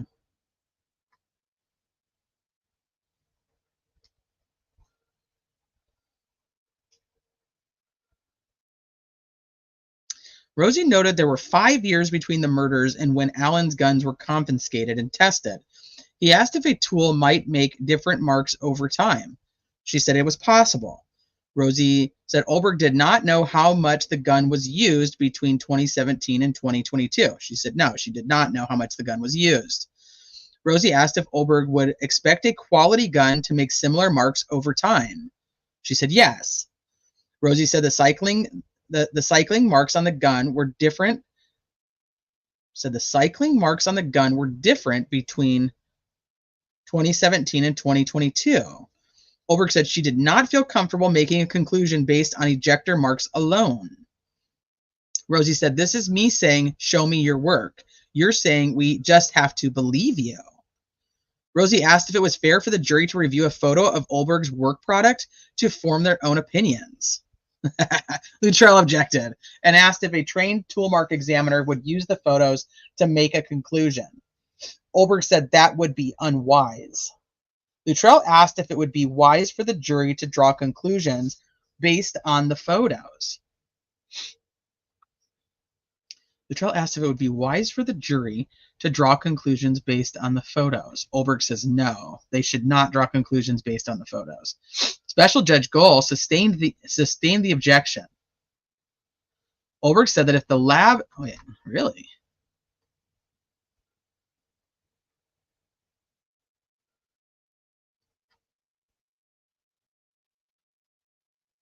Okay, so she sustained Luttrell's objection. Olberg said that if the lab analysts don't agree on a conclusion, they conduct more tests. If there is still disagreement, they go to a supervisor. There is subjectivity, Olberg said. And this is very subjective, isn't it? Rosie said. Olberg said yes. And that is the cause of the scrutiny. Olberg said that some people say because there is subjectivity, tool mark analysis is not a real science. Court took a break at 3:40. I don't think we have any. I don't think we had an update after this. Let me go see. Not from this news source anyway. We'll have to go find another one. Yeah, they haven't updated. Okay. So I still am there's still no reason why isn't she ejecting around then to see what the tool mark evidence on an unspent round or a cycled round would look like from Richard Allen's gun in comparison to the unspent round from the scene. Wouldn't that make more sense? Or they cannot use that?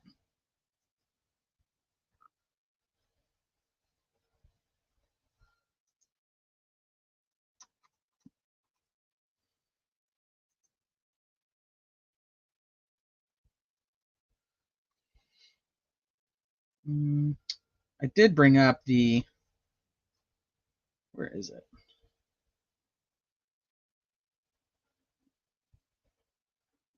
Thought I did anyway. Maybe I don't have it up.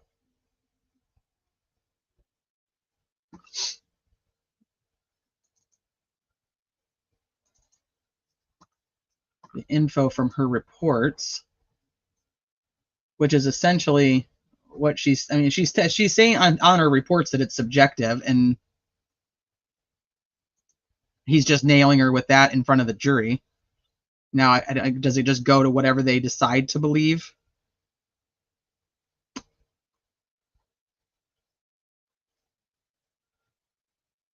I'm trying to catch up with chat with you guys. Did she not display photos and walk through the comparison marks? She did. She displayed a photo jujitsu on direct, but I think they wanted to show her work product and how she came to the conclusion that she did up to that point. So probably need some more clarification on what the difference in what that was, but maybe so that like somebody who doesn't know what they're looking for can't just go start looking through all of this information and try to figure it out on their own. They wouldn't be able to do that.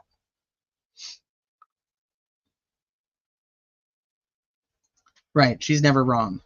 She's never come to the wrong conclusion.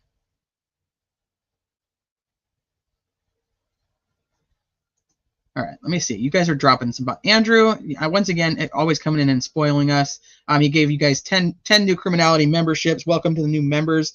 And $20 super chat. Hey T, thank you as always for your channel and your content. You are appreciated more than you know or words can say. That is, I mean, I don't have words to say thank you for that, because that's how I feel about you guys. So thank you. Oksana, love you, doll. Thank you so much for the super sticker. I always appreciate you being here and your contributions to the case. Let's see. Where you going, Arnim? Are you leaving?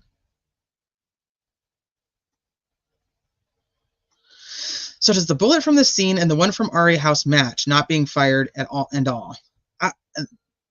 There's a Winchester that was found in the keepsake box. Which is Winchester is the brand. The unspent round found at the scene is also a Winchester. Andrea Burkhardt said that the round found in the keepsake box was a hollow point. Nobody ever mentioned the round from the scene being a hollow point. So I'd have to go with that it's not, or they just like nobody bothered to mention it. And then I don't see that they actually compared those two to each other. She did receive them, but not necessarily compared to each other.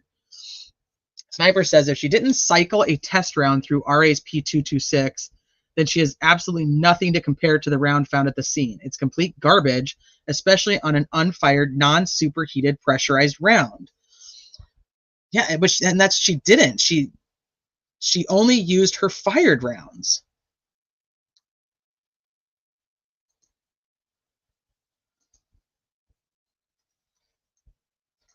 So here is, so 314 is the sealed cardboard box that contains the Sig Sauer model P226.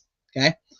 Here's lab item number 1 is sealed manila envelope containing a test fired and cycled ammunition from the firearm in item 314.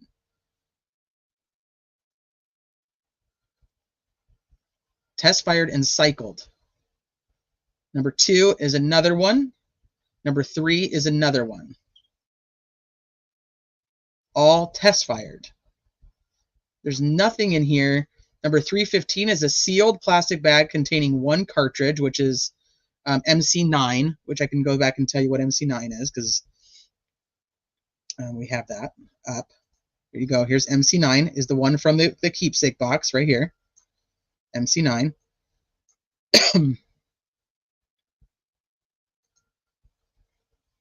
And then the sealed plastic bag containing 1 cartridge, which is MC10, and sealed plastic containing 1 magazine containing 8 cartridges and another magazine containing 9 cartridges.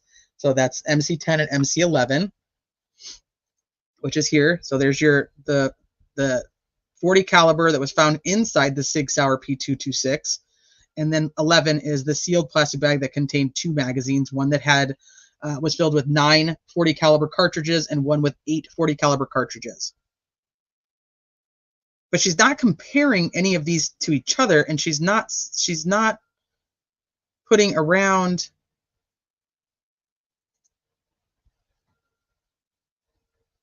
She's not cycling the round through without test firing. I guess that's where I'm confused.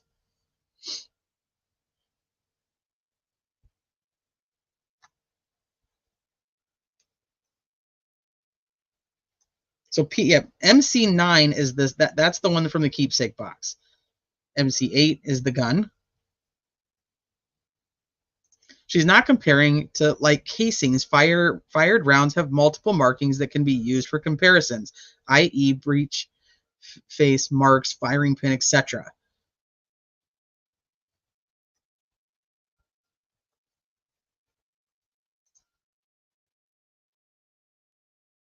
That's the one I just read, though, Kaylee. I need one from when they came back from afternoon break. So that's kind of where we're left at afternoon break right now. So both rounds are Smith & Wesson .40 caliber Winchester. None of Mullen, Liggett, Vito, and Holman testified if the one in the keepsake box was sent off to the lab to be tested. Well, they do send it off because here it is, but we don't know if they actually did anything. We don't know any testing that was actually done to it. And you're right, it could have belonged to his wife. We don't know. They haven't shown any proof of ownership except for that it was in the house in a keepsake box.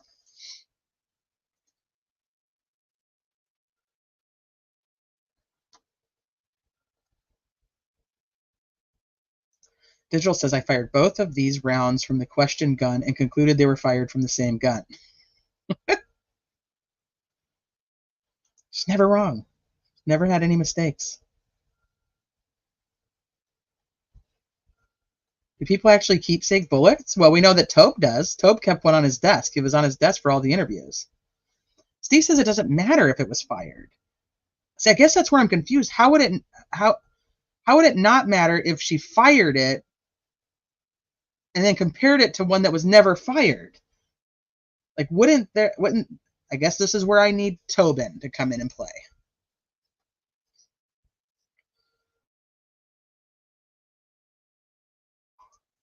So that he could say this amount of pressure on this type of metal would create something very different than this type of pressure on this type of metal. Did anyone catch the disdain Holman looked at the press reporter with yesterday when walking down the ramp of the courthouse, just like Tobe spitting on the stairs when they first perp walked RA? No, Rochelle, I did not catch that. Do we know how many Ford Focuses there were in Delphi during this time? No, because Mullen testified that they did not bother to look to see how many black Ford 2016 Ford Focuses were registered in Carroll County during the time of the crime. Nobody bothered to check that. They just, once they knew that Richard Allen had a black Ford Focus, they automatically just made that black car on the Hoosier Harvest Store become Richard Allen's car. There was never an investigation to try to figure out who that car belonged to.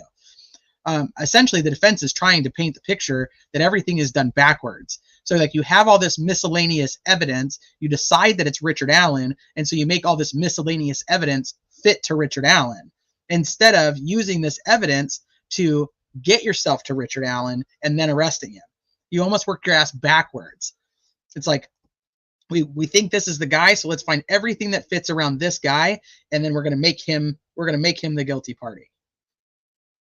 And we'll leave out anything that doesn't match up to him being the guy. You know, even in his interviews, we won't show the jury the interviews because they might actually believe him. And when he says he's not the guy. I think Holman has a lot to do with it. But they got Liggett on the stand yesterday to say that he got a $50,000 raise to become sheriff. And then I'm sorry that he literally was asked the question of, did you ever think about what an arrest in this case could do, you know, for your career, for this election? He did not want to answer that question. It was like literally a yes or no question. He did not want to answer it. And he says, it was about the girls. It's always been about the girls. But Rosie was like, did it ever cross your mind? Even one time did it cross your mind? I'm sorry, there's no fucking way that it didn't cross his mind.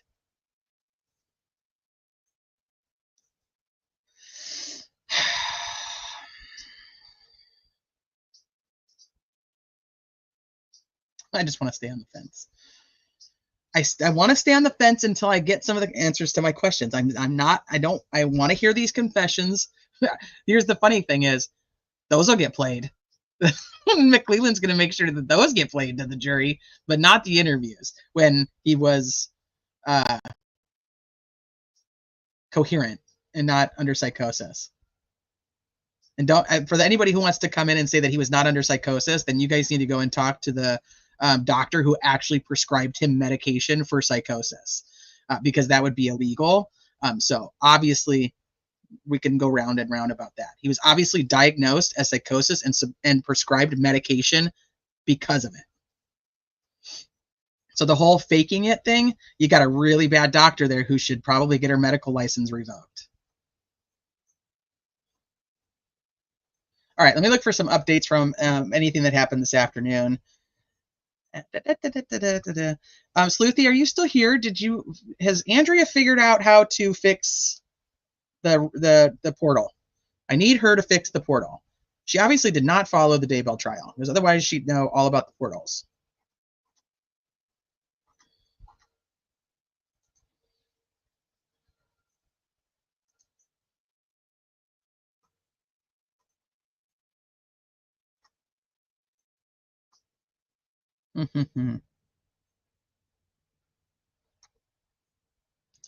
Long technical morning gave way to a long technical afternoon in the Delphi Murders trial. On day 7, a single witness testified for 6.5 hours on the examination of a .40 caliber Smith & Wesson cartridge from the 2017 crime scene and a gun found at Richard Allen's home in 2022. I want to know what your guys' thoughts on this are. The fact that Melissa Oberg spent more time on the stand than the medical examiner, than our forensic pathologist. Okay, I'll do that then. That's kind of interesting. I mean, you're talking that the prosecution is really putting a lot of weight for their entire case on this unspent round, when we've been told by all the super pro guilters for how long that we were going to get more evidence than this unspent round. Just wait till trial. We're going to get more evidence than this unspent round. But their big witness, this is their big gotcha. This is like the state's case wrapped up right now today. Everything that they had to arrest Richard Allen, we've heard. Because what we're going to get next is going to be these confessions after his arrest.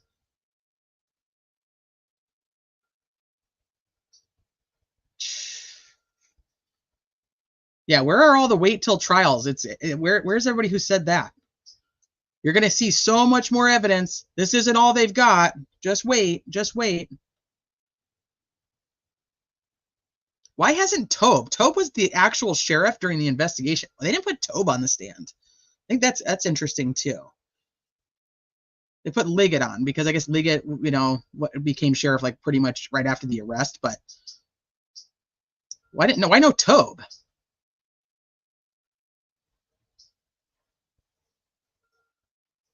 Yeah, Tobe, I think, would come out and say, no, we definitely investigated that there was multiple people. We thought for a long time there was multiple people that committed this act. Our first years of investigation was about a group of people. All right. So she was on the stand the entire day. Where's the motorcycle cover? Well, I think after we did the whole motorcycle live, where we showed that the Harley motorcycle cover that was in the garage had nothing to do with Kathy's brother and his accident, I think we didn't really hear much about that anymore. Yeah, definitely no cat hair. No more cat hair conversations. Nancy Grace, Sleuthy's nemesis, and her cat hair. No more cat hair, Nancy. They went and dug up the backyard. We talked about it Talked about it yesterday. They dug up the backyard and found nothing. So no cat hair. I doubt there are a few people who support Ellie more than and I am not happy with this testing and the findings. True Crime Web, thank you for saying that, because I respect your opinion a lot. I really honestly do.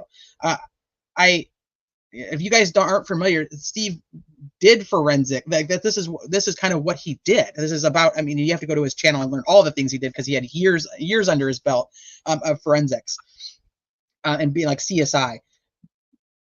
I think for me, I'm floored with the fact that we don't have the right comparison here, in my opinion. And I was on the jury. I'm a layman when it comes to firearms. I tell you guys that all the time. I don't understand all the things. So me listening to her testimony, my first question is going to be, why don't you have an unspent round cycled, or an unspent round testing against an unspent round? Like, that's kind of where I'd be at. Like that, like, just common sense wise, to me, makes the most sense. So they're going to really have to explain why you wouldn't do that. And we don't have their testimony from after break. We don't have jury questions yet. So I don't know what any of those are. But the fact that she's your main witness and you kept her, she's been on the stand all day.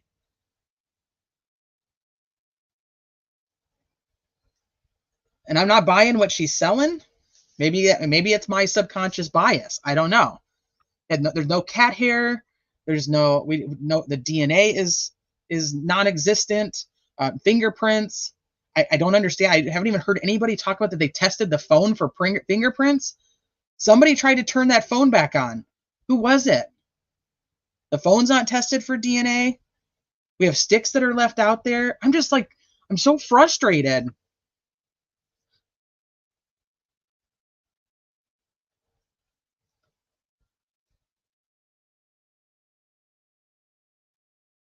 If they wanted to prove the keepsake box round and the unspent round came from the same ammo lot, they could have tested the chemical composition of both rounds. I'm wondering because they're saying like the one was the hollow point and they'd never discuss if the other one is, if maybe they're just like, that's not even something we care to go down that path. But then to think, like, these investigators spent $1 million on the Wabash search. $1 million.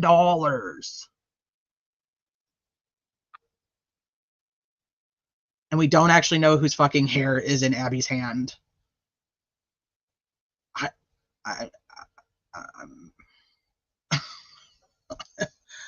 I don't know. Okay, so before I can't. Sleuthy, have you found anything since after the afternoon break?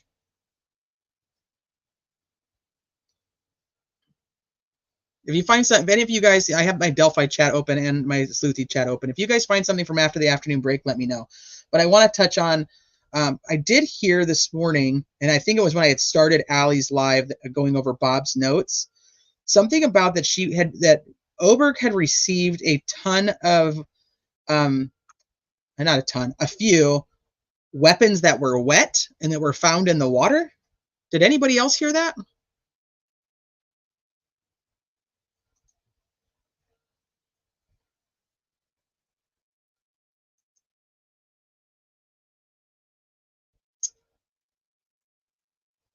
That towards 2017, closer to the crime, that she had received weapons that were wet.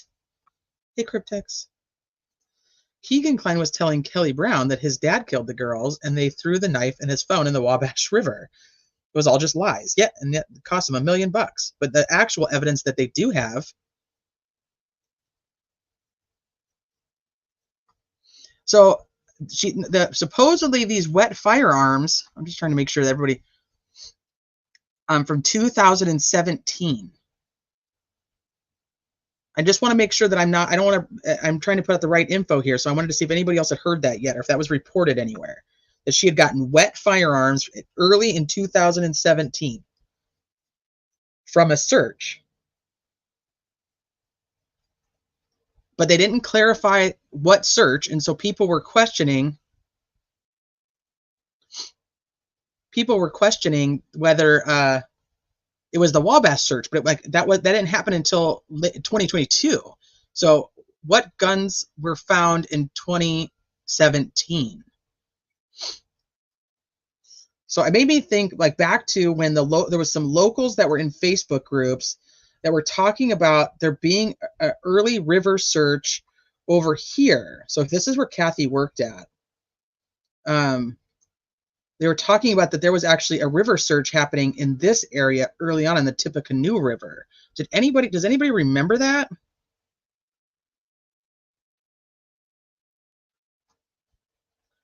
Okay. So an interview of a defendant by police is by definition not hearsay. Okay, perfect. Thank you, Travis, for coming in and clarifying this. So state can offer any interview. The defense cannot offer the statement of the defendant because it is hearsay. If the state plays part, the defense can play the rest because of the totality of evidence, the completion of evidence, right? Yeah, okay. I'm very interested to see what happens with KK. Hi, Cryptex. But we know that, we always heard, I should say, we don't know because nobody's testified to it at this point, so the jurors wouldn't know. But when they went and searched Maxwell, they were supposedly doing it because of Logan Maxwell being spotted on 300 North, which was the younger Maxwell. Other people came forward later and said, no, they actually searched Jim Maxwell's house for Jim Maxwell. Logan was his son and had moved out over a year prior. So they never went and searched Logan Maxwell's house that we were told. They only searched Jim Maxwell's house, and that supposedly firearms were taken and tested and given back. We were also told that Brad Weber had his gun taken, but those wouldn't have been wet. So as you guys are floating around tonight in different lives of people who are in court, somebody help me with getting some clarification on these wet guns and the time frame, and if anybody ever says their location, like exactly where they were found, because I am curious if this ends up being a rumor from the very beginning that ends up being true, that there was a search over here in the Tippecanoe River. I don't know, because that was some locals on Facebook. The bulk of the afternoon was spent with the defense calling into question the aspects of the test. The whole day was deep in the weeds. They're back Saturday, where the prosecution is expected to call a DNA witness. Okay, that's the updates from the afternoon. So the lawyers who were in court today are going to have a fun time going over all of this fucking firearm shit that took an entire day. Okay, Jim Maxwell was seen in a Facebook post wearing a blue jacket and on his riding mower. Therefore, he must have been BG. We also heard that Jim Maxwell was at a gas station where he had his gun in his car and was wearing a blue jacket. That's all, like, that's the random shit from social media. Well, he's pulling his notes kind of like I am, but he's doing it from very pro-prosecution people, so that doesn't surprise me. They would say the same about me. They'd say that my stuff leaves out all the things that make Richard Allen guilty, and I would say that, you know, I don't have time to watch everybody. I try my best to get as many of the people as I can. The people I respect, I should say, regardless of what side of the fence they're on. I do, you know, there's the people that have been there that I do have respect for. And that doesn't mean that you guys do, but I do. And so I know that he's pulling notes from people I have no respect for. So, but that's just my opinion, neither here nor there. The August 2022 gun was probably fruit of the August 2022 Wabash Clam Jam. I would definitely have liked a clearer explanation on how they recovered the audio that could only be heard and interpreted by listening 100 times. Oh, yes, we should talk about that. We've got about 20 minutes before the lawyers that were in court today go live. Do you guys want, does anybody want me to drop a link? You guys want to come up and just tell me what you think, what your thoughts are? Like I said, we got about 20 minutes before the attorneys go live. And I think they're all going live at the same time today. I know I was really bad at paying attention to chat today because I was looking at all the notes and trying to find all the articles. So I apologize. You guys probably have so many things that you've said in chat that I have missed, and I'm normally pretty good about that. I don't want to do open panel for super long, but I was just saying, like, we have like 20 minutes, and I know that Sleuthy was talking about wanting to talk about the like the video some more, and I think that's a good thing because what I was saying earlier that Mullen had heard, was it Mullen Liggett? Shit. One of the officers said they had to listen to that recording of the girls like 100 times. to be able to figure out what was said, and that they'd gotten tons of tips in on what other people thought was said. But the problem is the jury isn't going to get to listen to it 100 times. So, but now they have the thought in. I know better than to open the panel. I know. But that's why I said if we just do a short one, because I know that everybody wants to get to the attorneys that were in the courtroom, and I do too, because I'm actually behind on my notes for the presentation that I've been trying to put together. I'm behind on my notes for that, so I need to get caught up on that tonight. I do plan on I have some testing to get done in the morning for a potential job. My husband just said, what?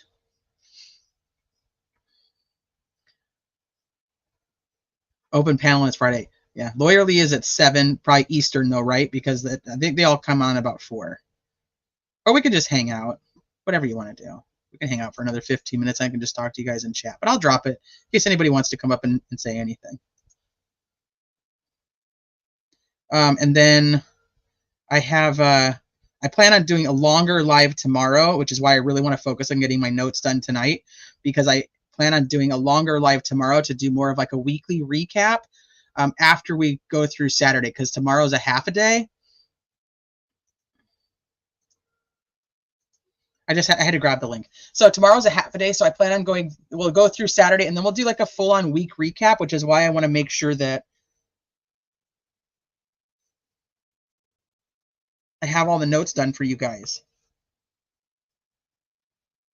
I have a lot of memes. I do. It's so bad. Yeah, so bad. Thank you, Chelsea. This isn't really the job that I'm like really wanting. I'd already tested for the job that I really want. But they're for the counties, and the counties take for fucking ever. There you go, Delphi. I dropped it. You can pop up. The county jobs take forever. Like I tested for one back in July. And I just heard back from them yesterday in October. Yeah, I need a recap. That's what I figure I'll do tomorrow. Sleuthy, what's up? What's up? Does my special privileges allow me to just enter without permission? Yes. Wow. So yeah, you have total control. Hey, Rick. Hey, what's going on? Hey, Rick. What's going on? Am I echoing? Not to me. Okay. The other night I was echoing. Everybody's been wanting to know what the thing with Kagan Klein is. One of the things that Kagan's going to be testifying about is they are going to show how the investigators have been leaning on people to confess. They want to show a pattern of them trying to get people to confess to the crime. Oh, that's good. Yeah, and Kagan, one of the things that Kagan can testify to, see, guys, the whole story with Kagan and the reason the whole thing came up about, him having a meeting set up, if Kagan told me he had at least 3 or 4 women writing to him and the chirping and, the video chats and everything. And he was telling them whatever they wanted to hear. I think some of you remember Wife Lilith. She was, she wanted to hear that he didn't do it, but he knew who did, because she wanted him to report the people that did, and then she would claim the reward because she got him to do it. Kelly Brown was trying to get him to confess. So that's one of them that was doing it. And then there was another woman that was, I think, from Seymour, and she was married, and there was a big mess there. But one of the people that was getting the information was Kelly Brown, and that was the whole Red Jeep story that Jerry Holman gave to Murder Sheet. And they said that Kagan told her, the girl, or this woman, that his dad killed the girls, and when they went back to Peru, he gave the knife to Kagan and told him to throw the knife and the phone that he had been communicating with Libby on out the window into the Wabash. And that's why they searched the Wabash. And when they didn't find anything, they were furious, and they came and got Kagan. And remember, everybody was like, well, they took him somewhere. Where did they take him? They took him to Grissom Air Force Base prison. And he told me, Kagan himself told me that they showed him general population and said, if you don't start telling us what you know, we're putting you down there and we're going to watch you get raped and beaten every day until you die. So that's one of the things that Kagan is going to testify to. I Tony. think that's excellent because they're going to show that they have a pattern of basically making people mentally, you know, they're mentally coercing people to say things they want. Yeah. And Tony, they want him to testify because he has given 2 DNA samples and taken 2 polygraph exams. And he passed the polygraph exams with flying colors. That doesn't surprise me at all. Yeah. I mean, he had nothing to do with it. People talk about, you know, oh, well, Tony was the other Anthony Shots user and everything. I had to show Tony how to use his new iPhone. So that, no, he's not very tech savvy at all. So, but that's the whole thing with Kagan. Well, not the whole thing. There may be a couple other things, but I guarantee you it's not that Kagan knows anything at all about Delphi, or he would have said. I agree. I was kind of speculating that before when we got the request for James Haas, Chadwell, and Keegan, was that I think that the defense is really going to want to put forth the fact that there's other people who have confessed to this crime, and there's other people who were tormented before confessing to this crime. Right. Tormented is probably, I'm going to stick with that one. Yeah, I think that one is, I think that's why we got Haas coming in, because he was in jail with Ron Logan. Yep. And he knows what they were doing to him. So here's my 2 ways that this could go. So number one, they could put Keegan on the stand and, you know, he'll say everything that he's going to say. And I personally do believe that. Like, I would believe that they did all of that to try to get him to confess. But then I think that if Nick's able to, he will then figure out a way to show that, like, Keegan told them all of these things and none of them were true. So you're a liar, and you were a liar when you were free. How do we know that you're not lying now? But I think so the jury will have that option. They could say, oh, well, he was always a liar. He's lying now. Or they could say, you know, he was lying because he was trying to come up with something so he could give them something so they would leave him alone, which is essentially exactly what I think their theory is with Richard Allen and why he was saying a bunch of things. Well, I do think that Keegan Kline is a big fat liar, and I don't mean that, no pun intended. I just do. I think he lies a lot. But as the witness that comes on, and that would be Nick's argument, I absolutely agree with you. I think that the defense could easily come back and say, for somebody who lied all the time, he took a plea deal and said that he did it. He sure did. And he's like in jail for. Did he lie then too? Did he lie and say that he did all these things that he didn't really do? And you guys took his plea deal? You know what I mean? Like, I just think that they could come back and say, well, he admitted to what he did wrong, and he chose to be held accountable for that, even though he tried to file an appeal. But that's not. If anything, he's overly lying in the sense that he's not lying about things to stay out of trouble. His lies are like getting him into more trouble. Do you know what I mean? Like, he's not lying so that they don't know that he killed the girls. He's lying about being there and somebody killing do you see what I'm saying? Yeah. So I just think maybe it will be so similar to the allegations that they're going to make about how they've treated Richard Allen that maybe it will be. I think that a jury is not going to have a hard time thinking that this convicted pedophile wasn't told by police that they were going to put them in general population, which everybody knows they shouldn't and couldn't do.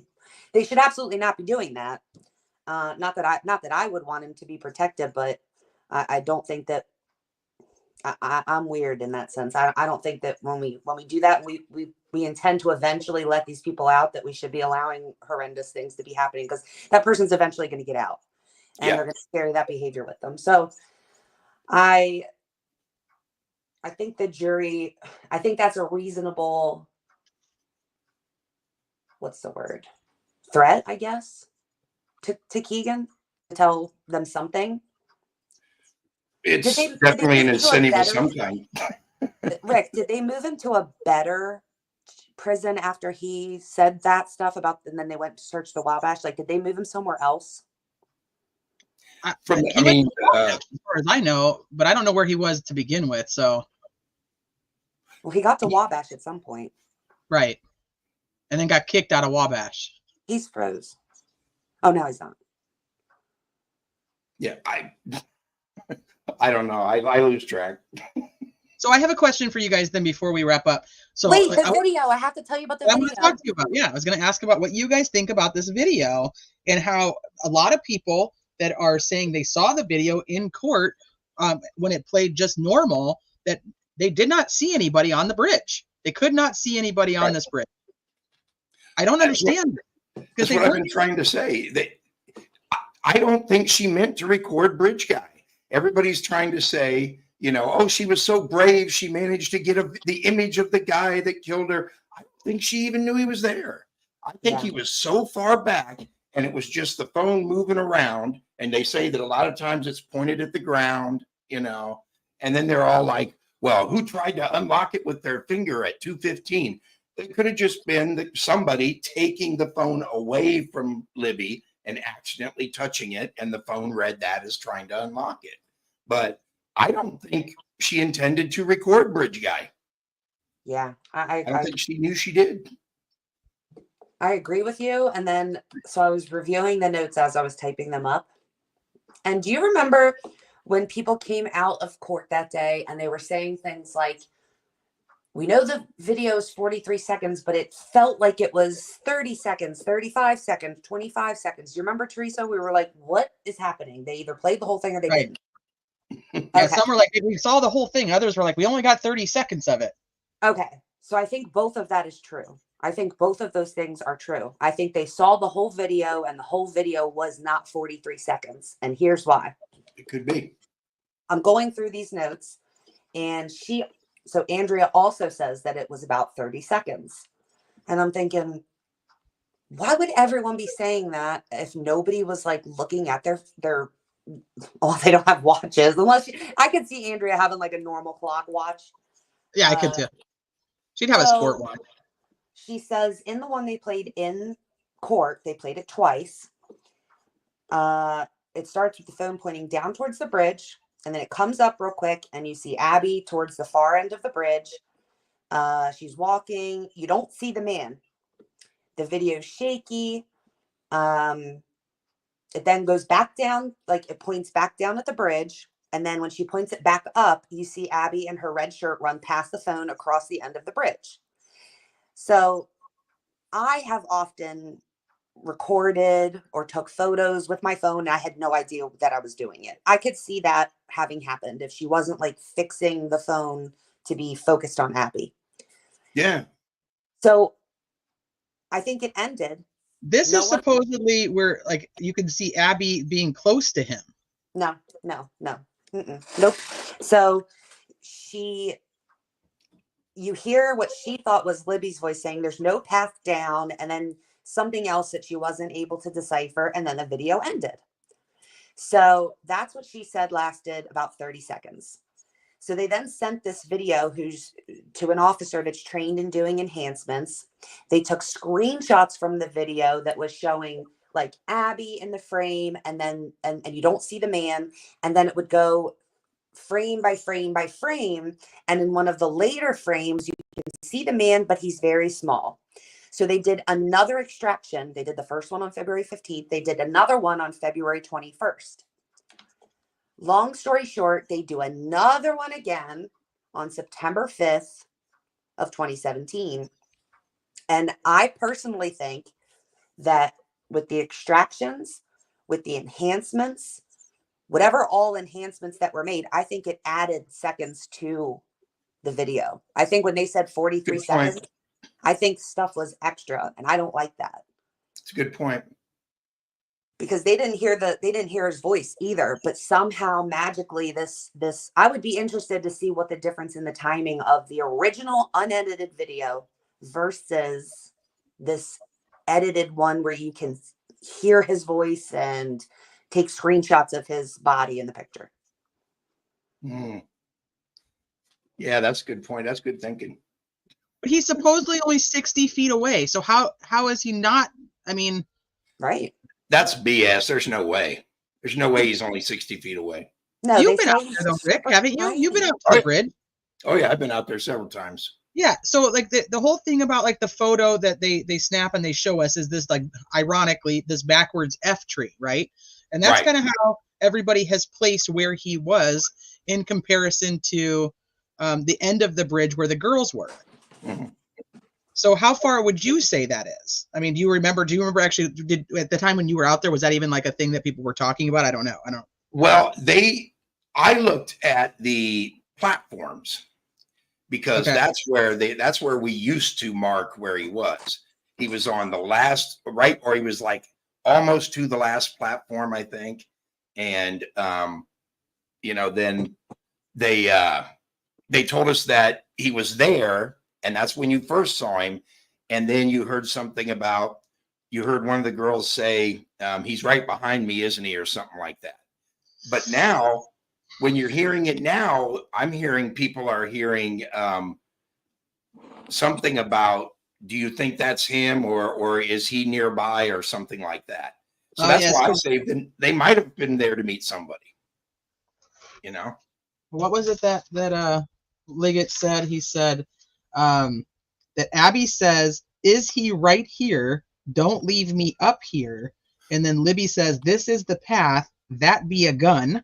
Do you know how outrageous he sounds when literally the video was played in court and those jurors, they had to have been like, is he high? What is he talking about? Where are all these extra words? Yeah, I heard these everybody stupid said they couldn't hear any of that. Go ahead, sorry. I Sorry, know. Rick. I was just saying that everybody I've talked to said they couldn't hear any of that. No, of course not. I think he is like a prime example of, like, he claimed that he listened like with headphones to that recording over and over and over. Mhm. And it's like, maybe after a while you've like convinced yourself that's what you're hearing. Like, maybe he believes it. I don't know. But it would play into this whole, I'm told that he made a complete and total ass out of himself, in terms of, it was clear, had to have been crystal clear to everyone in the room, that he had decided that it was Richard Allen, and anything and everything that would come up that would contradict that, he's going to fight like hell to deny. Mm-hmm. He'll make it work in his favor to make it be Richard Allen. And that's not good. You should not want a sheriff that's acting like that. Exactly. I agree. Sometimes, Steve says that sometimes it's easy to become blinded and overwhelmed from all the supposed information involved. Yeah, the first day of the trial, I really fell into that trap, because I was like comparing everything that was said on the stand to everything that we knew in our, like, from 7 years of information. And I was like, okay, my brain is gonna combust if I continue to do that. So I'm like, okay, I have to be able to separate what we're hearing in court versus what we know, and then talk about them separately. So Karen said, Lawyer Lee said BG was right behind Abby. So you know what? That's funny. The only people that I saw say that are people who were, and keep in mind, like, all of our YouTuber people, they're like all sitting together basically. Like, they're not in the front row with the media. So if they're not credentialed. Yeah, they're not credentialed. So the only people that I saw saying that were people in the credentialed media who, supposedly after the hearings, like, went up and privately were able to view all of the exhibits. And so my problem with that is that a whole ass courtroom full of people did not hear that shit or see that shit. But then the media, the credentialed media, got to look at it all up close, and we're all just supposed to believe that somehow everyone in the courtroom missed certain things that they say they can see when they see them up close. I'm So not buying that. Barb McDonald is considered credentialed media in the courtroom. So what does she say? I don't want to step on anybody's toes, but I've not been impressed with Lawyer Lee. I feel like the other day she put the big headline on her thumbnail that said, in quotes, "It's over," big words. And yeah, I don't know. It just seems like she's angling to be, because my feeling is Gull is trying to get everyone in the courtroom, the YouTubers, to get into it. All she needs is one altercation, And she can say, okay, that's it. YouTubers get kicked out. We can only have media and family. And Like I think lawyer Lee is trying to be one of them that gets to stay. Exactly like she did you two. I think you're right. I think one even looks like an altercation, even over a chair, anything. I think she's going to give everybody the boot. Now, I think were one of you or both of you at the courthouse that day I got thrown out? No, I've never been. But I of course saw all of the everything though. Yeah, I do. I had the videos. I saw videos of the altercation. Now, see, that was part outside. Of the altercation. Right. That's what everybody's seen. Everybody's seen what happened outside after we got thrown out. Nothing happened inside. Nothing. I mean, I know people that were in there that were like, I didn't even like not know that he was there, but like if anything would have happened, like I would have noticed, and I didn't even know anything was happening. All I did was sit in the back of the courtroom. There was never any altercation with Gull said that I got into an argument with security in the back of the courtroom and they told me to sit down. That's not what happened. Like you hear now, people wonder whether or not you can be in the courtroom while people are testifying if you're there to testify. I got called to testify. I didn't know if I could be in the courtroom. I was asking a deputy, hey, can I be in the courtroom? And he said, I'm not sure, but for now, just sit right there. He said, I'll tell you if you got to leave. That was the whole thing. And Gull said that I got into a fight with them and they told me to sit down. And no, she threw me out for no reason because she didn't want me to testify. And, you know, she banned me for the entire trial. Now she doesn't want any YouTubers in there. She's going to try and make you guys fight so that she can say, you know, okay, that's it. No more YouTubers. We only want family and credentialed media. She would like that. Oh, she'd love it. Yeah.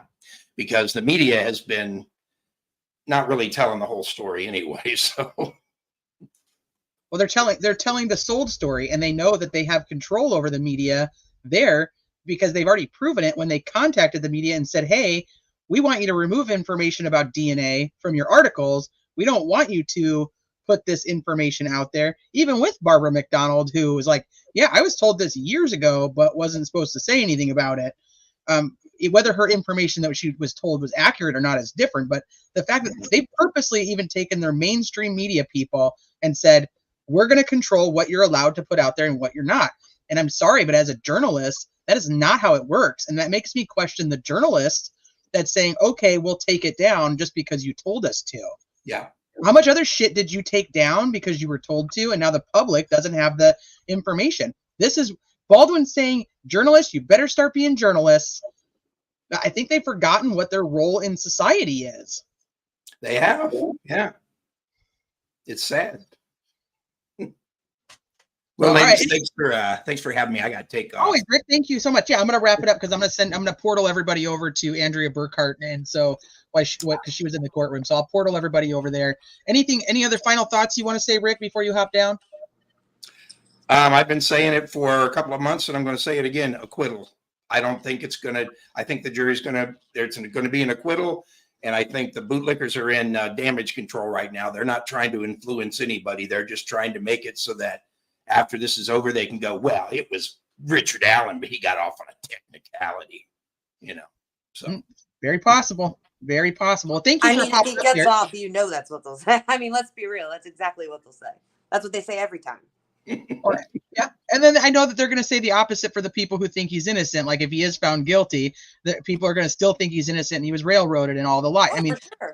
Yeah, it's like a never-ending cycle, which is why I'm like, just give all the fucking info to the jurors, let them decide it, and say, this is what we've come out with, and you know, with all the information from your investigation and all these people who've come forward and confessed to it, you know, give them everything, let them fucking decide. That's where I'm at. She's not letting them do that. So, period. If he's found guilty, I'm going to say, if they had been allowed to present everything, then he wouldn't have. Right. Right. Well, there'll be an appeal if he found guilty. But true. Anyway. All right. Thanks, Rick. I'm going to go too. All right. Any final thoughts, Sleuthy, for you? No, not any nice ones. All right. I will see you. I'll see you over at Andrea's, and then I'll probably do Bob on the replay. I don't know when he's going live, and then I'll hit up Lawyer Lee. I like to get my info from there. And then and Tom Webster's been in court. I think he's done a great job taking notes. And he sat on the fence, but leaned closer to the prosecution side, while I sat on the fence and leaned closer to the defense side. So I've always had I know people don't always like everybody else, but I've always enjoyed kind of, because we're almost on the same boat, but we lean opposite. Like, it's like I hang on over here and he hangs on over there. So that's kind of where I'm at. And then I know Aspen has been in court, and he's been going on It's a Criming Shame. And I always like to support Aspen, even if we don't agree on the outcome of the case. He's always been super kind to me. So, and so is Sonny. So that's kind of where I'm headed. And I try to fit as much in as I can. But like I said, tonight, I really want to work on getting these notes caught up so that tomorrow we can have a full on recap after Saturday testimony. So that's where I'm at. Okay. I'm going to start typing. type. All right. I'll see you guys over at Andrea's.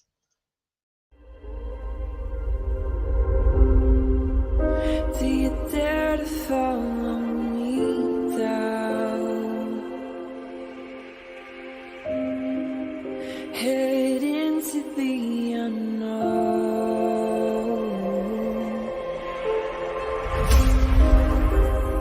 Down the rabbit hole.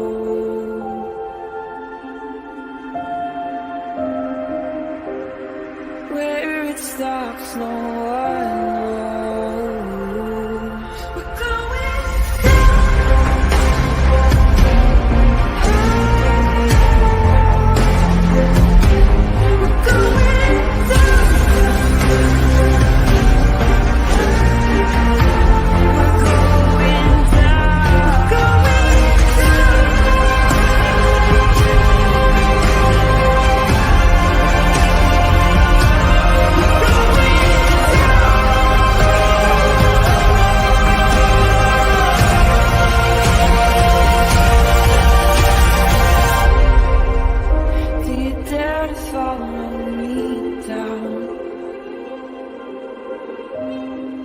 head into the unknown.